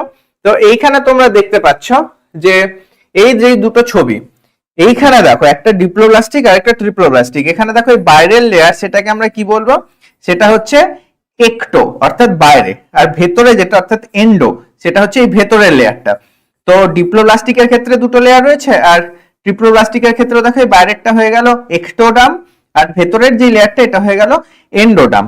কিন্তু আরেকটা যে জিনিস দেখো, এই ডিপ্লোব্লাস্টিকের ক্ষেত্রে এই মাঝখানে এই লেয়ারটা দেখো কোনো সেলুলার স্ট্রাকচার নেই, জাস্ট একটা জিনিস, সেটাকে আমরা কি বলছি, সেটাকে আমরা বলছি মেসোগ্লিয়া, কোনো সেলুলার স্ট্রাকচার নেই। কিন্তু এদের এখানে দেখো সেলুলার স্ট্রাকচারটা কিন্তু রয়েছে। তো এইটা তাহলে কি হবে, এটা হয়ে যাবে মেসোডার্ম। তো এটা হচ্ছে ট্রিপ্লোব্লাস্টিক আর এরা হচ্ছে ডিপ্লোব্লাস্টিক। বোঝা গেল? তাহলে এই ছবিগুলো কিন্তু ইম্পর্টেন্ট, এগুলো কিন্তু এনসিইআরটি মানে এনসিইআরটির ছবি যেহেতু, তো এগুলো কিন্তু দিতে পারে। তারপরে দেখো এটা হয়ে গেল যেটা বললাম, এখানে তোমাদের প্রথমেই দেখিয়েছি একটোডার্ম, এন্ডোডার্ম, মেসোডার্ম, মানুষের জন্য কি কোন কোন ডার্মটা কি সেল তৈরি করছে। তারপরে সিলোম, এটাও খুব একটা ইম্পর্টেন্ট জিনিস। তো সিলোম জিনিসটা কি, এই যে সিলোমটা হচ্ছে presence or absence of a cavity between the body wall and the gut wall is very important in classification. অর্থাৎ সিলোমটা হচ্ছে একটা ক্যাভিটি। সিল কথাটার মানেই হচ্ছে ক্যাভিটি, মনে রাখবে, সিল কথাটার মানে ক্যাভিটি। আজকে বলে দিলাম, এরপর আর ভুলবে না। তো সিলোমটা কি, সিলোমটা হচ্ছে the body cavity which is lined by mesoderm is called coelom. খুব ইম্পর্টেন্ট লাইন, একটা বডি ক্যাভিটি যেটা মেসোডার্ম দিয়ে লাইন থাকে। এবার মেসোডার্মটা কি, মেসোডার্ম অবভিয়াসলি যেটা আমি বললাম যে বলো মেসোডার্ম কি জিনিস, যেটা বললাম ট্রিপ্লোব্লাস্টিক অ্যানিমালদের ক্ষেত্রে, এক সেকেন্ড, হ্যাঁ, ট্রিপ্লোব্লাস্টিক অ্যানিমালদের ক্ষেত্রে কি হয়, দুটো লেয়ার আছে, তার মাঝখানে আরেকটা লেয়ার রয়েছে। তো এটা হচ্ছে বাইরের লেয়ারটাকে যদি একটোডার্ম বলি, ভেতরের লেয়ারটাকে যদি এন্ডোডার্ম বলি, তাহলে মাঝখানের লেয়ারটা কি হবে, এটা হয়ে যাবে মেসোডার্ম। তো এই মেসোডার্ম, এটাই বলছে, মেসোডার্ম দিয়ে ঘেরা ক্যাভিটিকেই আমরা বলছি সিলোম। সেটা আমরা বলে স্যার ঠিক ভিজুয়ালাইজ হলো না, একটু ভিজুয়ালাইজ করে দিতে। হ্যাঁ, সেটা হচ্ছে দেখো একটা জিনিস, এর আগে আমরা একটা ছবি দেখলাম, এই ছবিটা, এটা তো ভিজুয়ালাইজ হয়েছে যে এখানে তিনটে ডার্ম রয়েছে এই জায়গাটাতে, একটা বাইরেরটা হচ্ছে একটোডার্ম, ভেতরেরটা এন্ডোডার্ম, আর মাঝখানেরটা মেসোডার্ম। এইবার কি হয়, কিছু কিছু ক্ষেত্রে কি হয় যে এই মেসোডার্মের এখানটায় এরকম ক্যাভিটি থাকে। এবার এই ক্যাভিটি গুলো কেন দরকার হয় সেটাও বলছি পরবর্তীতে। তো এই ক্যাভিটি গুলো দেখো, এই সাদা যে ক্যাভিটিটা এঁকেছি, হ্যাঁ, এর বাইরের দিকেও দেখো এই দিকের লেয়ারটা, এই ক্যাভিটির এই দিকের লেয়ারে দেখো এই লেয়ারটা হচ্ছে কি মেসোডার্ম, আর বাইরেও কি রয়েছে এই লেয়ারটা মেসোডার্ম। দুটো মেসোডার্মের মাঝখানে ক্যাভিটিটা থাকছে। তো এটাই হচ্ছে সিলোম। যেই ছবিটা তোমরা দেখতে পাবে হচ্ছে এইখানে দেখো, এই লেয়ারটাও হচ্ছে মেসোডার্মের লেয়ার, আবার এই লেয়ারটাও হচ্ছে মেসোডার্মের লেয়ার। তো এই দুটো মেসোডার্মের মাঝখানে যে এই ক্যাভিটিটা রয়েছে, অন্য কালার দিয়ে করি সুবিধা হবে তোমাদের, তো এই দুটো লেয়ারের মাঝখানে যে এই ক্যাভিটিটা রয়েছে, এই ক্যাভিটিটাই হচ্ছে সিলোম। বুঝতে পেরেছো? এবার কি হয়, তাহলে যখন একটা ক্যাভিটির দুই দিকেই মেসোডার্ম রয়েছে, ওটাকে আমরা বলছি সিলোম বা ট্রু সিলোম। এবার কিছু কিছু অ্যানিমালের ক্ষেত্রে সিউডোসিলোম থাকে, সেক্ষেত্রে কি হয়, সেক্ষেত্রে ওই ক্যাভিটিটার মধ্যে এই যে সিউডোসিলোমটা কি বলছে দেখো, তার আগে এই লাইনগুলো বলে দিই, অ্যানিমেল পজেসিং সিলম যেটাকে বলছে তাদেরকে হচ্ছে সিলোমেট বলে, তো যাদের সিলম রয়েছে তাদের সিলোমেট বলছে। এবার আরেকটা জিনিস তোমরা দেখো এইখানটায়, এই যে সিলম, এবার সিলম কাদের থাকবে, সিলম কাকে বলে আগে সেটা বলো। যে মেসোডার্মের মাঝখানে যেটা প্যাকেজিংটা রয়েছে, অর্থাৎ ফুটোটা যেটা তৈরি হচ্ছে, গহ্বরটা বা ক্যাভিটিটা, ওটা হচ্ছে সিলম। তাহলে মেসোডার্ম যাদের নেই তাদের কি সিলম থাকবে? না, অবভিয়াসলি থাকবে না, কারণ মেসোডার্মের মাঝখানের ক্যাভিটিটাকে আমরা সিলম বলছি। তো যারা ডিপ্লোব্লাস্টিক তাদের তো সিলম হবার সম্ভাবনা নেই। হয়ে গেল। তো এটাও ডিপ্লোব্লাস্টিক হয়, এও ডিপ্লোব্লাস্টিক হয়, এগুলো হয়ে গেল নেই। এরপর চলে আসছে আমরা প্ল্যাটিহেলমিনথিসে। প্ল্যাটিহেলমিনথিসে কিন্তু আমরা দেখলাম ওরা ট্রিপ্লোব্লাস্টিক হয়, কিন্তু এদের ক্ষেত্রে সিলমটা অ্যাবসেন্ট থাকে। কেন? কারণ দেখো পরবর্তীতে সিলমটা অ্যাকচুয়ালি যেটা, সেটা পরবর্তীতে কি হয়, সেটা হচ্ছে বডি ক্যাভিটিতে পরিণত হয়। বডি ক্যাভিটি মানে আমরা যে দেখতে পাচ্ছি, এই যে দেখো এটা হচ্ছে আমাদের থোরাসিক ক্যাভিটি, যেখানে আমাদের হার্ট রয়েছে, লাংস রয়েছে, এই জিনিসগুলো রয়েছে, এগুলোকে আমরা বলছি থোরাসিক ক্যাভিটি। অর্থাৎ আমাদের এটা তো বডির মধ্যে এই জায়গাটায় লাংস রয়েছে, সাইড থেকে দেখছি তো এটা লাংস, তার মানে লাংসটা থাকার জন্য যেই ক্যাভিটিটা আমাদের শরীরের মধ্যে, এটা হচ্ছে আমাদের বডি ক্যাভিটি। এটাকে আমরা বলছি থোরাসিক ক্যাভিটি। এবার এইখানে ধরো এই জায়গাটা স্টমাক থেকে শুরু হলো, তারপর স্মল ইন্টেস্টাইন, তারপর লার্জ ইন্টেস্টাইন, এরকম ভাবে রয়েছে। তার মানে এই সব জিনিসগুলো যে রয়েছে এটাকে আমরা কি বলবো, অ্যাবডোমিনাল ক্যাভিটি। আর যেই জায়গাটা হচ্ছে এই নিচের এই অংশটা, এটাকে বলছি পেলভিক ক্যাভিটি, যেখানে হচ্ছে ধরো ইউটেরাস গুলো রয়েছে। তো এই যে ক্যাভিটি, এবার এমব্রায়োনিক স্টেজে যখন এই ক্যাভিটি গুলো থাকে ওটাকে আমরা কি বলছি, সিলম। পরবর্তীতে এই সিলম গুলো, এই ক্যাভিটি গুলো যখন আমরা অ্যাডাল্ট হয়ে যাচ্ছি, অর্থাৎ বাচ্চা যখন জন্মে যাচ্ছে, পুরো স্ট্রাকচারটা তৈরি হয়ে গেছে হিউম্যান বডির, তখন ওই সিলম যেটা রয়েছে ওগুলো এইগুলো তৈরি করছে, এই ক্যাভিটি গুলো। তো যখন এমব্রায়োনিক স্টেজের ক্যাভিটিটা রয়েছে ওটাকে আমরা সিলম বলছি। তো এইবার দেখো এই ক্যাভিটিটা অ্যাকচুয়ালি কেন দরকার হচ্ছে, তোমরা যদি একটু প্র্যাকটিক্যালি ভেবে দেখো। ধরো আমরা যদি শুধু অর্গান লেভেল অফ অর্গানাইজেশন দেখি, মানে অর্গান সিস্টেম হয়নি, সেক্ষেত্রে দেখো কি হয়, একটা অর্গান আলাদা, ও নিজের মতো কাজ করছে, ওর সাথে অন্য কোনো অর্গানের কোনো সম্পর্ক নেই, শুধু অর্গান লেভেলে। এবার অর্গান সিস্টেমে কি হচ্ছে, একটা অর্গানের সাথে আরেকটা অর্গানের কিন্তু সম্পর্ক করতে হচ্ছে, তবেই তো আমরা সেটাকে অর্গান সিস্টেম বলছি, যখন একাধিক অর্গান একসাথে কাজ করছে। যেমন ধরো সার্কুলেটরি সিস্টেম যদি আমরা বলি, আমাদের শরীরের মধ্যে হার্ট পাম্প করছে, বড় ছোট হচ্ছে, সেখান থেকে রক্ত আর্টারিতে যাচ্ছে, আর্টারি থেকে গিয়ে ক্যাপিলারিতে যাচ্ছে, ক্যাপিলারি থেকে ভেন হয়ে আবার হার্টে আসছে। কেন আসছে? কারণ হার্ট পাম্প করছে, বড় ছোট হচ্ছে। ঠিক তেমন ভাবেই ভাবো লাংস, আমরা শ্বাস নিলাম, লাংস বড় হলো, শ্বাস ছাড়লাম, লাংস আবার ছোট হয়ে গেল। তো তার মানে কেন? কারণ হচ্ছে আমরা যখন শ্বাসটা নিচ্ছি, ট্র্যাকিয়া, ব্রঙ্কাই, ব্রঙ্কিওল, অ্যালভিওলাই, হয় পুরো লাংসের মধ্যে হাওয়াটা যাচ্ছে। তো এবার কি হচ্ছে, এই পুরো অর্গান সিস্টেম আছে বলেই তো, একে অপরের সাথে কানেক্টেড বলেই তো এগুলো হাওয়াটা যেতে পারলো না, সেই জন্য লাংসটা বড় হলো। এবার ধরো হার্ট যদি একা থাকতো, ধরো আর্টারি বা ভেন ক্যাপিলারি নেই, তাহলে হার্টের কি পাম্প করার দরকার হতো না দরকার। কেন পাম্প করছে? যাতে ব্লাডটা অন্য আরেকটা অর্গানে পৌঁছাতে পারছে, অন্য আরেকটা অর্গানে যেতে পারে, তবেই তো পুরো সিস্টেমটা তৈরি হবে। লাংস যদি একা এখানে থাকতো, এদের এই কানেকশনটা যদি না থাকতো, হাওয়া যাওয়ার কানেকশনটা, তাহলে কি লাংস বড় ছোট হতো না? কেন? কারণ এই হাওয়া যাচ্ছে বলেই তো লাংসটা বড় হচ্ছে। তো যদি হাওয়াটা না যেতে পারে, এই অর্গানগুলো যদি এর সাথে অর্গান সিস্টেম না তৈরি করে, একা অর্গান এখানে লাংস রয়েছে, তাহলে ও বড় কিভাবে হবে? দরকার নেই বড় হওয়ার। তার মানে বড় ছোট হওয়া বা কোনো লাংসের মুভমেন্ট হওয়ার জন্য, বা হার্টের যে মুভমেন্ট গুলো হচ্ছে, এগুলো কেন হচ্ছে? কারণ অর্গান সিস্টেম বলে। মন দিয়ে শোনো। বা ধরো ডাইজেস্টিভ সিস্টেম, যদি আমাদের সিস্টেম না থাকতো, শুধু এখানে একটা স্টমাক, পেটের মধ্যে এই জায়গাটায় একা বসে আছে, এবার ইসোফেগাস আছে বলেই তো খাবারটা ওখানে পৌঁছাচ্ছে, সেই জন্য ও আবার স্টমাকটা আবার গ্রাইন্ডিং করছে, খাবারটাকে মেশাচ্ছে, তারপর সেটাকে আবার পাঠাচ্ছে স্মল ইন্টেস্টাইনে। যদি শুধু একা স্টমাক থাকতো, ওর সাথে ইসোফেগাসের কোনো কানেকশন নেই, স্মল ইন্টেস্টাইনের কানেকশন নেই, তাহলে ও কেন পেরিস্টলসিস করতো বেকার? কারণ ওকে তো কাউকে খাবারটা দিতে হচ্ছে না, আবার তো মুভমেন্টের দরকার নেই।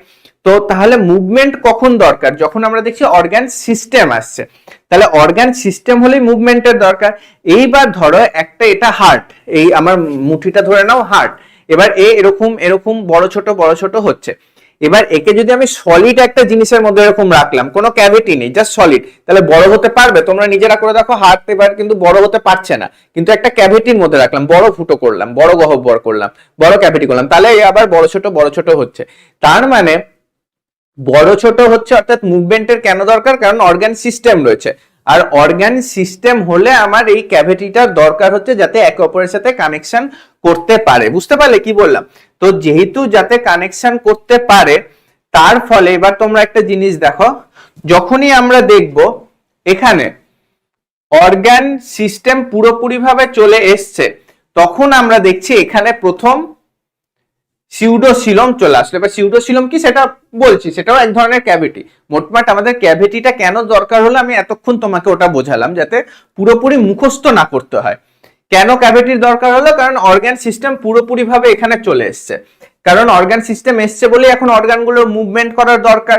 সেই জন্যই একটা ক্যাভিটি দরকার, যাতে যেখানে অর্গানগুলো ফ্রিলি বড় ছোট বা মুভমেন্ট বা পেরিস্টলসিস করতে পারে। তো সেই জন্যই আমাদের কি হলো, সিলম ব্যাপারটা আসলো ওখানেই প্রথম, যেখানে অর্গান সিস্টেম এলো। এবার দেখো প্রথমেই নেচারে যেটা আসবে সেটা তো একদম অ্যাডভান্স হয় না, তো সেই জন্য প্রথমেই যখন অর্গান সিস্টেম এলো পুরোপুরি ভাবে, এখানেও অর্গান সিস্টেম রয়েছে প্ল্যাটিহেলমিনথিসের, কিন্তু সেটা কয়েকটা অ্যানিমেলের মধ্যে, মানে প্ল্যাটিহেলমিনথিসের কিছু অ্যাডভান্সের মধ্যে, তো সেই জন্য ওটাকে ধরছি না। তো অ্যাস্কেলমিনথিসের মধ্যে যখন প্রথম সবকটাই অর্গান সিস্টেম এলো, তখন ওদের দেখা গেল একটা ক্যাভিটির দরকার যেখানে অর্গানগুলো ফ্রিলি মুভ করতে পারবে। তো তখন নেচারে কি হলো, এই সিউডোসিলম অর্থাৎ ক্যাভিটিটা প্রথম তৈরি হলো।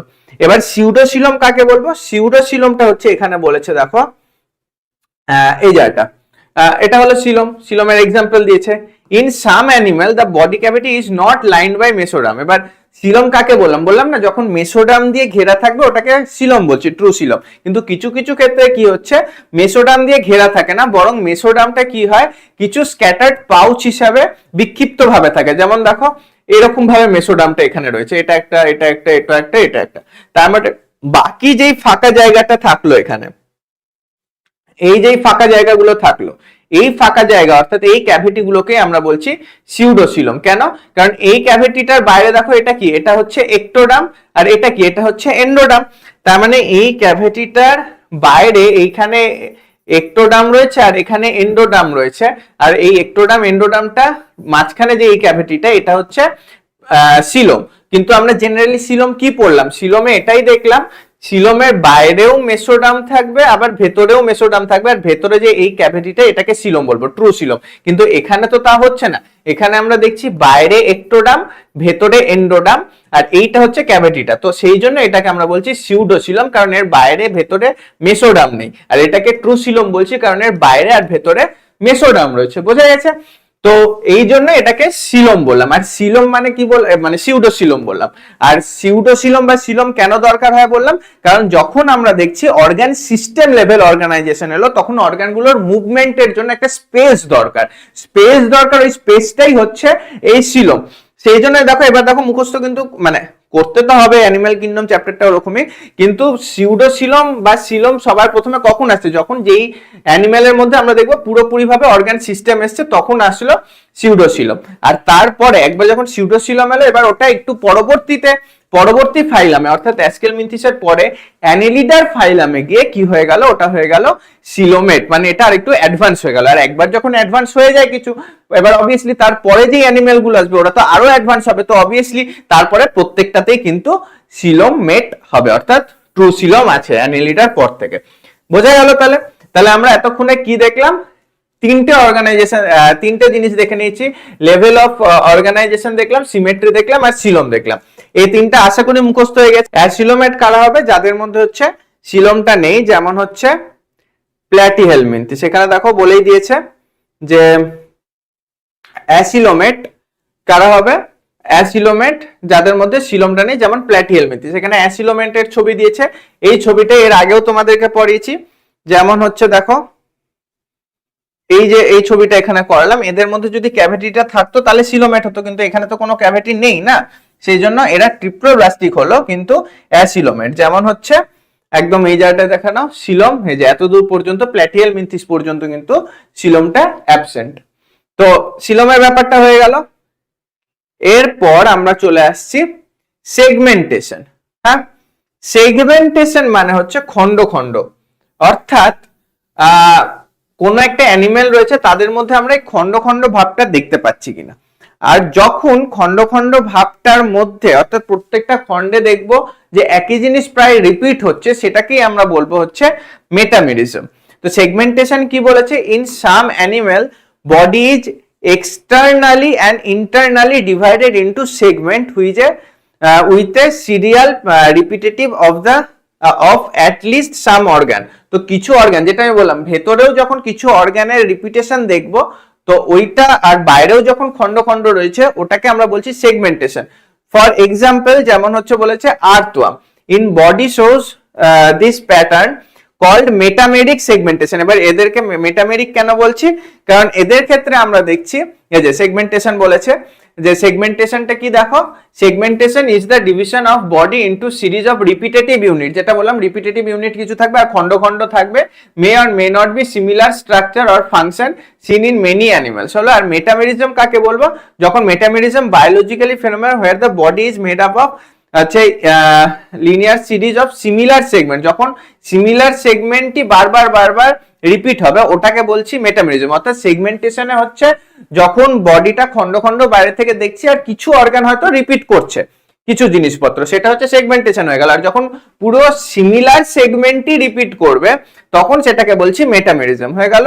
ইট is a type of segmentation, মানে যখন পুরোপুরি ভাবে মানে বেশিরভাগ যত খন্ড খন্ড তো রয়েছে প্লাস বেশিরভাগ অর্গানই রিপিট করছে, ওটা হয়ে গেল মেটামেরিজম। আর সেগমেন্টেশনেরই একটা ভাগ হচ্ছে metamerism. It is a type of segmentation where segments are structurally and functionally similar, যেখানে পুরোপুরি ভাবে সিমিলার হবে সেটাকে বলছি মেটামেরিজম। আর সেগমেন্টেশনটা কি, ওখানে পুরোপুরি সিমিলার হলে তো সেগমেন্টেশন হবেই, প্লাস যখন পুরোপুরি সিমিলার নয় কিছু কিছু জিনিস সিমিলার ভাবে রিপিট করছে সেটাকেও আমরা সেগমেন্টেশন বলছি। যেমন ধরো আমি আমার কথা বলছি বা তোমার কথা বলছি, এই যে আমাদের সেগমেন্ট রয়েছে তোমরা ভাবো তো, অবশ্যই রয়েছে। দেখো এই আঙ্গুল, এই একটা সেগমেন্ট, এই একটা সেগমেন্ট, এই আরেকটা সেগমেন্ট, এই আরেকটা সেগমেন্ট, এই আরেকটা সেগমেন্ট, গলার এখান থেকে সেগমেন্ট রয়েছে, হাঁটুটা সেগমেন্ট, ওটাও ভাঁজ করা আছে। এই যে এত কিছু যে ভাঁজ করা যাচ্ছে অর্থাৎ এটাও তো খণ্ডই হচ্ছে না, তো এটাও কিন্তু এক ধরনের সেগমেন্ট হলো। এবার এখানে কি রিপিট হচ্ছে তোমরা ভাবো তো, কিছু কি রিপিট হচ্ছে? হ্যাঁ হচ্ছে তো। যেমন এখানে কি রয়েছে, আঙ্গুলগুলো তো বোনস রয়েছে, বোনস বা মাসেল রিপিট হয়, এখানেও বোনস মাসেল তারপর আর্টারি ভেন রয়েছে, ওগুলো রিপিট হচ্ছে এই সেগমেন্টে, এই সেগমেন্টেও বোনস মাসেল আর্টারি ওগুলো রিপিট হচ্ছে। তো তার মানে কি আমরাও কিন্তু সেগমেন্টেড রয়েছি। আর আমরা কি মেটামার না, আমরা মেটামেরিজম অতটা ভালোভাবে বলা যায় না। কেন? কারণ আমাদের সব অর্গান কিন্তু রিপিট হচ্ছে না, যেমন হার্ট এখানেই রয়েছে, লাংস এখানেই রয়েছে। হ্যাঁ, তো মেটামেরিজম কাদের দেখবো, যেমন হচ্ছে অ্যানিলিডা, যেমন কেঁচো, সেই জন্যই তো ওদেরকে বলি না, দেখো কেঁচোর যে ছবিটা, এই প্রত্যেকটা রিং যেগুলো রয়েছে এক একটা রিং এ কিন্তু প্রায় আমরা দেখবো বেশিরভাগ জিনিসই রিপিট হতে দেখবো। সেই জন্য ট্রুলি যেটা হচ্ছে মেটামেরিজমটা আমরা মেনলি দেখছি কেঁচোর মধ্যে। আর সেগমেন্টেশনটা অবভিয়াসলি সেগমেন্টেশনেরই একটা ভাগ মেটামেরিজম, তো অবভিয়াসলি কেঁচোটাও তো উত্তর হবেই, সঙ্গে কি হবে আমরাও উত্তর হব। অর্থাৎ মেটামেরিজম যে আমাদের না, সেগমেন্টেশন যে আমাদের দেখা যায় সেটাতেও আমরা থাকছি। যেমন হচ্ছে দেখো এইখানে সেগমেন্টেশন যেটা বলেছে, সেগমেন্টেশন শুধুমাত্র তিনটে ফাইলামই কিন্তু দেখা যাচ্ছে। কোথায় কোথায়? এক দেখা যাচ্ছে হচ্ছে অ্যানিলিডাতে, আর্থ্রোপোডাতে, আর আমরা যেটা সেটা হচ্ছে কর্ডাটাতে। তো এটা একটু মনে রাখতে হবে। তাহলে আমরা সেগমেন্টেশন কোথায় কোথায় দেখলাম, অ্যানিলিডা, আর্থ্রোপোডা আর কর্ডাটা। সেগমেন্টেশন মানে কি হলো, এই খন্ড খন্ড যে রয়েছে এটাকে সেগমেন্টেশন বলছি।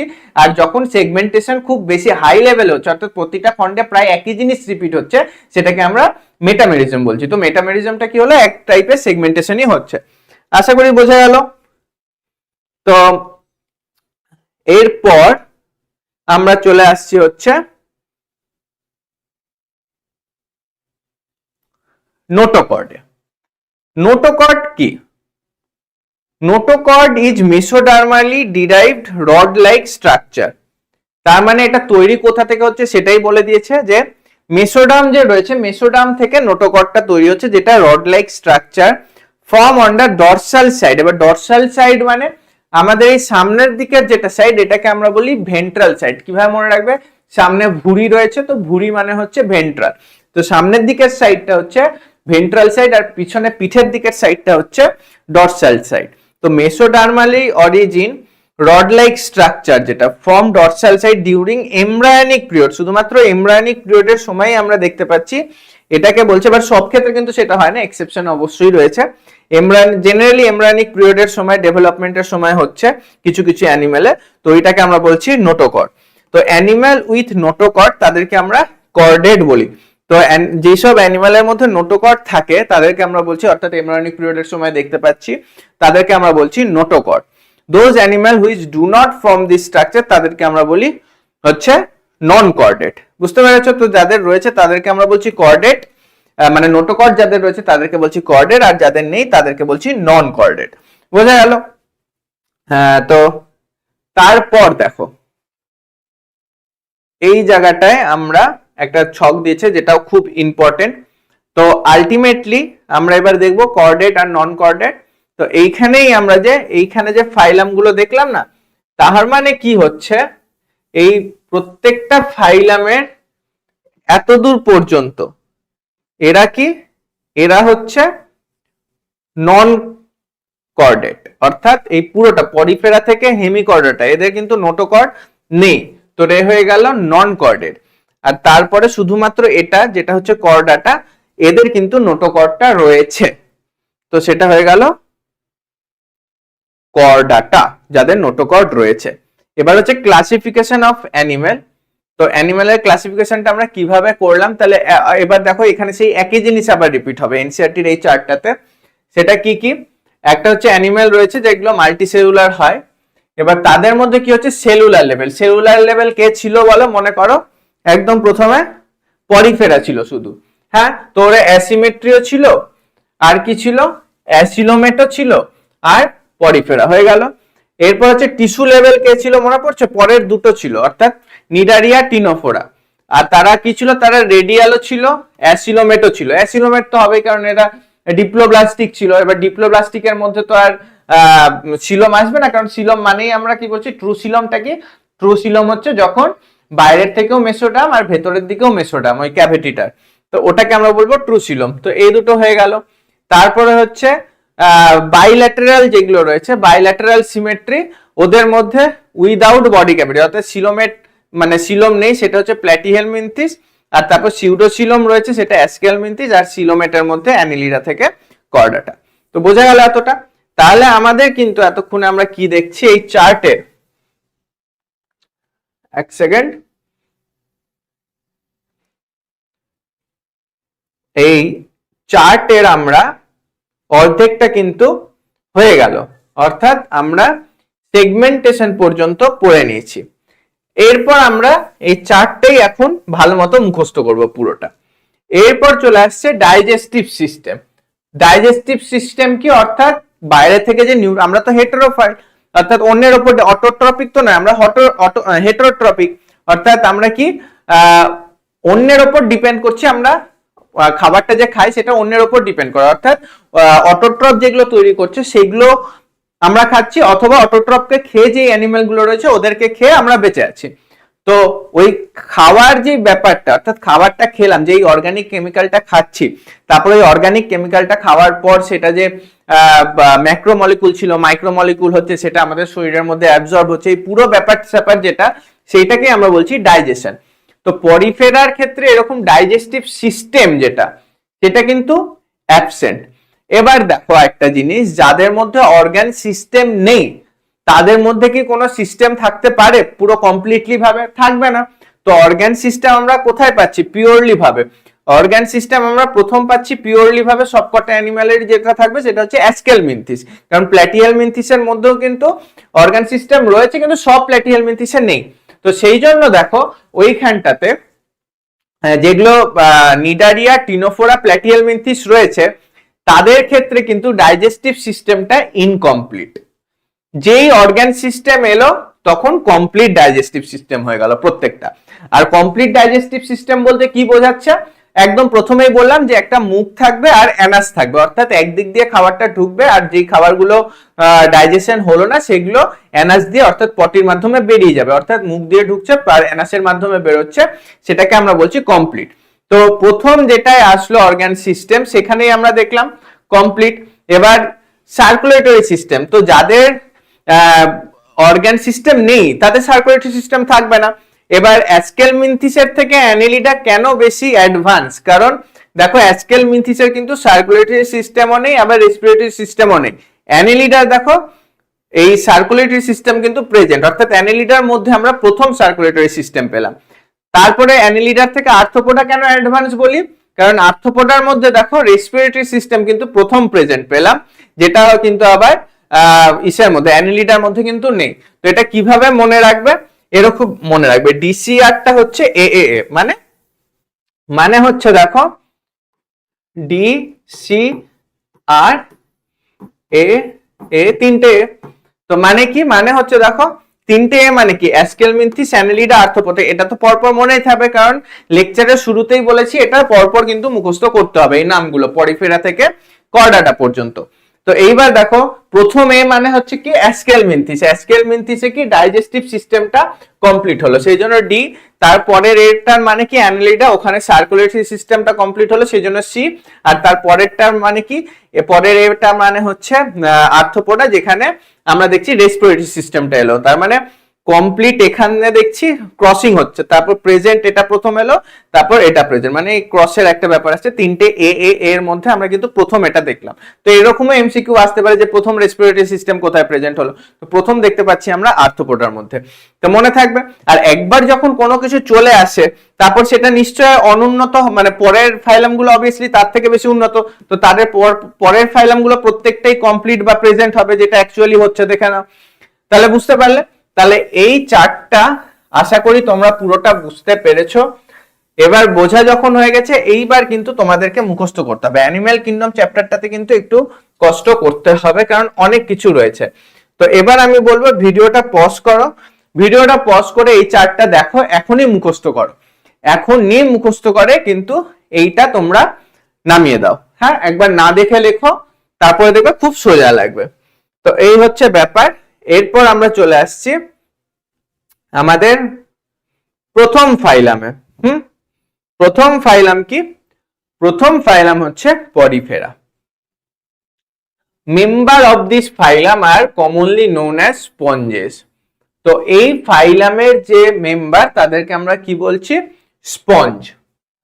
দে are generally marine and mostly asymmetry. তো দেখো এইগুলো কিন্তু অলরেডি আগে আমরা পড়ে নিয়েছি। আগে কি পড়েছি মনে আছে, আগে থেকে যেগুলো জানি সেগুলো আমি এখনই বলে দিচ্ছি। দেখো সিমেট্রিটা আমরা আগে থেকে পড়ে নিয়েছি। হ্যাঁ, তো আর এখানে কি কি জানলাম, এখানে জানলাম হচ্ছে member of this phylums are commonly known as sponge আর দে আর জেনারেলি মেরিন। তো অতটা ইম্পর্টেন্ট নয়, এখান থেকে প্রশ্ন আশা করি দেবে না, কারণ সামুদ্রিকও হতে পারে, আবার জলীয় মানে নদীর মানে যেটা ফ্রেশ ওয়াটার সেখানেও হতে পারে। This are primitive multicellular animal. তো এটাও আমরা অলরেডি ওই চার্ট থেকেই জেনে গেছি যে এরা কি, এরা কিন্তু মাল্টি সেলুলার প্রিমিটিভ মানে প্রাচীন মাল্টি সেলুলার অ্যানিমেল। বললাম না, অনেকগুলো সেল একসাথে যুক্ত হয়ে যেটা করছে, যেটাকে আমরা কি বলি, কি structure, cellular level of organisation. এই জিনিসটাও আমরা কিন্তু আগে পড়ে নিয়েছি, সেলুলার লেভেল অফ অর্গানাইজেশন। ওই চার্টের থেকে কিন্তু দেখো অনেক কাজ এখন হয়ে যাবে। সেলুলার লেভেল অফ অর্গানাইজেশন, তারপর কি স্পঞ্জেস হ্যাভ এ, এবার দেখো আরেকটা নতুন জিনিস আসছে, এরা তো জলের মধ্যে থাকে। তো জলের মধ্যে থাকলে কি হয়, এবার এদের একটা পুরো জল সার্কুলেট করার একটা সিস্টেম থাকে, সেটাকে আমরা কি বলি, সেটাকে আমরা বলি ওয়াটার ট্রান্সপোর্ট ক্যানাল বা সিস্টেম, ওয়াটার ট্রান্সপোর্ট সিস্টেম বা ওয়াটার ক্যানাল সিস্টেম, যেটা কিন্তু ইম্পর্টেন্ট। এখানে কি হয়, এই ছোট ছোট ফুটোগুলো যে দেখছো, এগুলো দিয়ে জলটা ঢোকে, এর ভেতর দিয়ে জলটা যায়, আর এই বড় ফুটোটা দেখছো এখান দিয়ে জলটা বেরিয়ে যায়। তার মানে ছোট ফুটো দিয়ে জলটা ঢুকছে, এই ছোট ফুটোর নাম কি, এই অনেকগুলো ছোট ছোট ছোট ফুটো আছে, এগুলোকে আমরা বলি হচ্ছে ওস্টিয়া। আর যে বড় ফুটোটা দিয়ে বেরিয়ে যাচ্ছে সেটাকে আমরা বলি ওস্কিউলাম। আর মাঝখানে যে ক্যাভিটিটা যার মধ্যে দিয়ে জলটা যাচ্ছে সেটাকে আমরা কি বলবো, ক্যাভিটিকে কি বললাম মনে আছে, সিল। কথার মানে হচ্ছে ক্যাভিটি বললাম। তো এই ক্যাভিটিটা কার মধ্যে আছে, স্পঞ্জের মধ্যে আছে, তাহলে এই ক্যাভিটিটার নাম কি দেব, স্পঞ্জোসিল। আশা করি বোঝা যাচ্ছে। তো এইটাও হয়ে গেল। তারপর কি হয়েছে, this pathway of water transport is help. এবার এই জলটা যে যাচ্ছে কেন, এতে কি হেল্প হয়, এক হচ্ছে জলের মধ্যে এই ছোট ছোট ফুড পার্টিকেল রয়েছে, তো ফুড গ্যাদারিং এ হেল্প করছে। তাছাড়া হচ্ছে অক্সিজেন দেওয়া নেওয়া যে রয়েছে সেগুলো করছে, অর্থাৎ রেসপিরেটরি এক্সচেঞ্জের মাধ্যমে। তাছাড়া এদের যেটা excretory product removal of West, এই জলের মাধ্যমে কিন্তু বের হয়ে যায়। বোঝা গেল। এরপর হচ্ছে এই যে এই ভেতরে যে ক্যাভিটিটা, এই ক্যাভিটির ভেতরে গায়ে কিছু স্পেশাল সেল থাকে, সেটাকে আমরা কি বলি, কোয়ানোসাইট বা কলার সেল।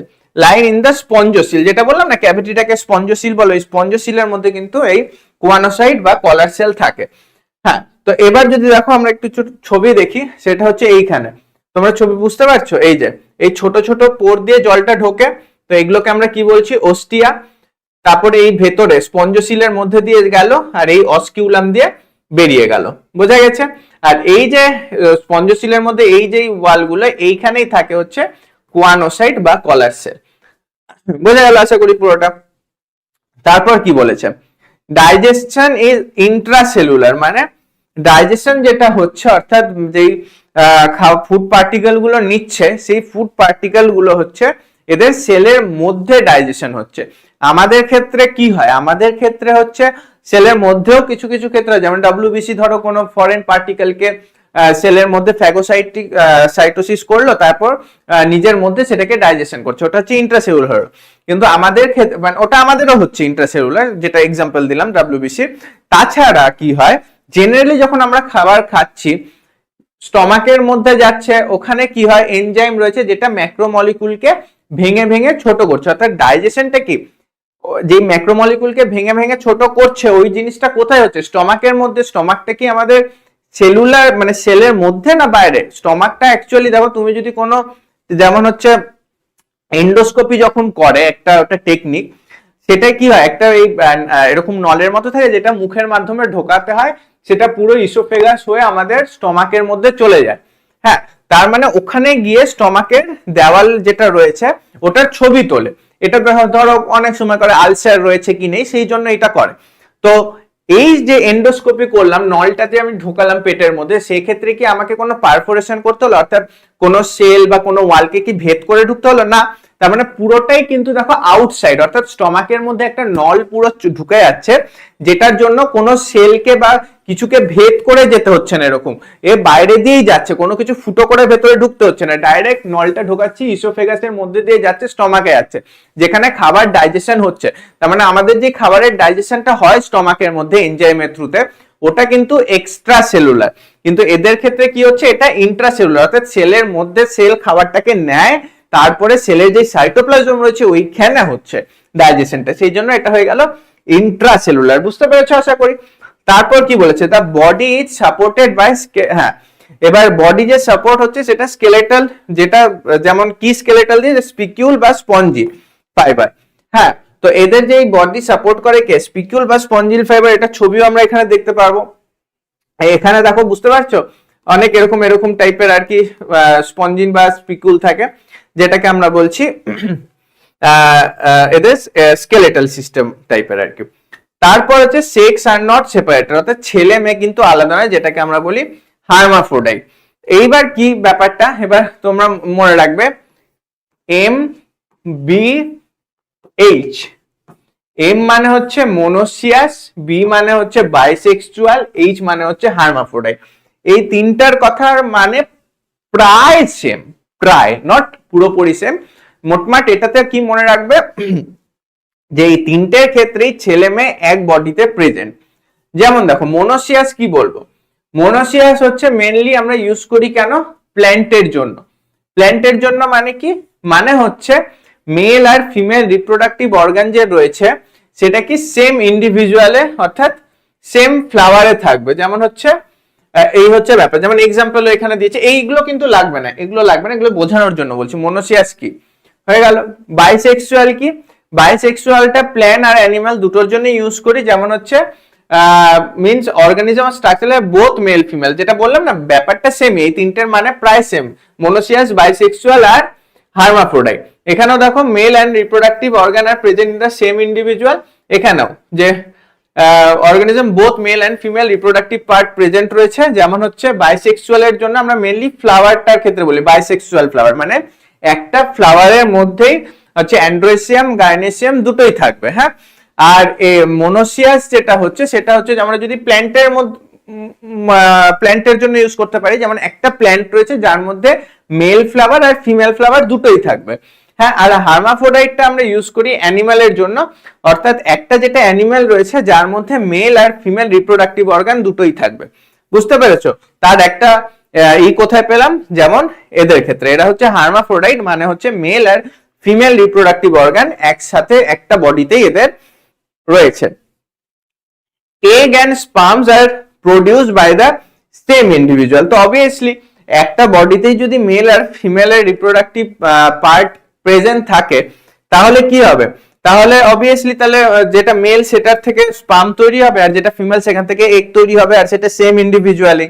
হ্যাঁ, স্পঞ্জেস রিপ্রোডিউস আসেক্সুয়ালি, এটা কিন্তু আসেক্সুয়ালিও রিপ্রোডিউস করে কিভাবে, ফ্র্যাগমেন্টেশনের মাধ্যমে। অর্থাৎ একটা স্পঞ্জকে যদি তুমি কেটে দাও তাহলে ওই কাটা পার্টটার থেকে এই আরেকটা স্পঞ্জ তৈরি করতে পারবে, এটার মানে হচ্ছে ফ্র্যাগমেন্টেশন। আর সেক্সুয়ালি কিভাবে করছে, সেক্সুয়ালি যেটা বললাম হচ্ছে গ্যামেট তৈরির মাধ্যমে করবে, যেমন এগটা কি ফিমেল গ্যামেট আর স্পার্মটা কি male gamete. Fertilisation is internal and development is indirect having larval stage. Fertilisation internal মানে কি, মেল গ্যামেট আর ফিমেল গ্যামেট যে ফিউজ হয়ে জাইগোট তৈরি করবে সেটা আমাদের শরীরের মধ্যে যদি হয় তার মানে ইন্টারনাল, আর শরীরের বাইরে যদি হয় তার মানে হচ্ছে এক্সটার্নাল। তো এদের ক্ষেত্রে কি হয়, এদের ক্ষেত্রে শরীরের মধ্যে হচ্ছে সেই জন্য ইন্টারনাল। আর ডেভেলপমেন্ট অর্থাৎ এদের যেটা বাচ্চা হলো, বাচ্চা যদি ডাইরেক্ট অ্যাডাল্টের মতো দেখতে হয়, অর্থাৎ সমান মানে প্রায় সেম হয় দেখতে, যেমন মানুষের বাচ্চা কি মানুষের মতোই দেখতে হয়, তো সেই ক্ষেত্রে আমরা বলবো যে ডিরেক্ট ডেভেলপমেন্ট। আর যাদের বাচ্চা আলাদা হয়, যেমন ধরো ব্যাং, তোমরা তো ব্যাঙাচিও দেখেছো, মানে যেটাকে ট্যাডপোল বল, তো ওরা কি ব্যাঙের মতো দেখতে হয় না, তার মানে ওটা হচ্ছে পুরোপুরি আলাদা একটা স্টেজে চলে গেছে, ওখান থেকে ধীরে ধীরে ধীরে ধীরে অ্যাডাল্টের মতো দেখতে হবে। তো তাদেরকে আমরা কি বলি, লার্ভা। তো এদের ক্ষেত্রেও কিন্তু আমরা লার্ভাল স্টেজ দেখতে পারি, যেটা হচ্ছে হুইচ এখানে বলেছে larval stage which is morphologically distinct from the adult, তার মানে যেটা হচ্ছে মরফোলজিক্যালি অ্যাডাল্টের থেকে কিন্তু আলাদা, বুঝতে পেরেছো তো। তারপরে হ্যাঁ, morphologically distinct from the adult হলো। তারপর এখানে কি বলেছে, যেটা আমি বললাম মোনোসিয়াস, বাইসেক্সুয়াল, হার্মাফ্রোডাইট, এগুলো এক্সট্রা জিনিস। আর এই যে একটা এক্সাম্পল, এবার এক্সাম্পলে তোমরা দেখো এখানে কি কি রয়েছে। এখানে তো এক্সাম্পল পরের পাতাটায় রয়েছে, এই যে এটা দেখো সাইকন, যার আরেকটা নাম হচ্ছে স্কাইফা, সাইকন স্কাইফা, স্পঞ্জিলা ফ্রেশ ওয়াটার পন, ইউস্পঞ্জিয়া বাথ স্পঞ্জ।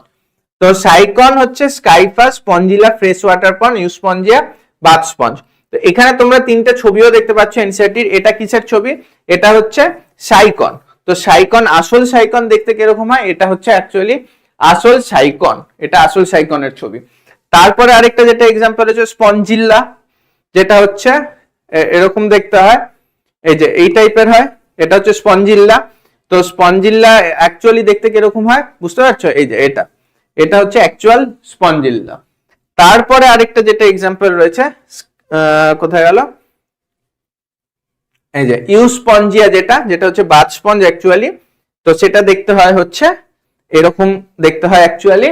আর এনসিইআরটি তে যেটা ছবি দেওয়া আছে সেটা হচ্ছে এই যে, যেটা হচ্ছে ইউস্পঞ্জিয়া। এবার শুধু যে এদের নামটা মুখস্থ করতে হবে তা নয়, এদের আরেকটা ডাক নাম কি সেটাও, সাইকন যেমন মুখস্থ করতে হবে তেমন স্কাইফাও করতে হবে, স্পঞ্জিলা যেমন মুখস্থ করতে হবে ওর ডাক নাম ফ্রেশ ওয়াটার স্পঞ্জ সেটাও মুখস্থ করতে হবে, ইউস্পঞ্জিয়া যেমন মুখস্থ করতে হবে তেমন বাথ স্পঞ্জ এটাও কিন্তু মুখস্থ করতে হবে। তো পরিফেরাটা এখানে হলো, ভিডিওটা স্টপ করো, পরিফেরাটা কিন্তু মুখস্থ করো, এখনই মুখস্থ করো। তারপরে আবার নেক্সট ভিডিওতে আমরা এখন মানে আবার যখন শুরু করবে ভিডিওটা তখন আমরা দেখবো হচ্ছে সিলেন্টেরেটা বা নিডারিয়া। বোঝা গেছে আশা করি পরিফেরাটা ভালো মতো।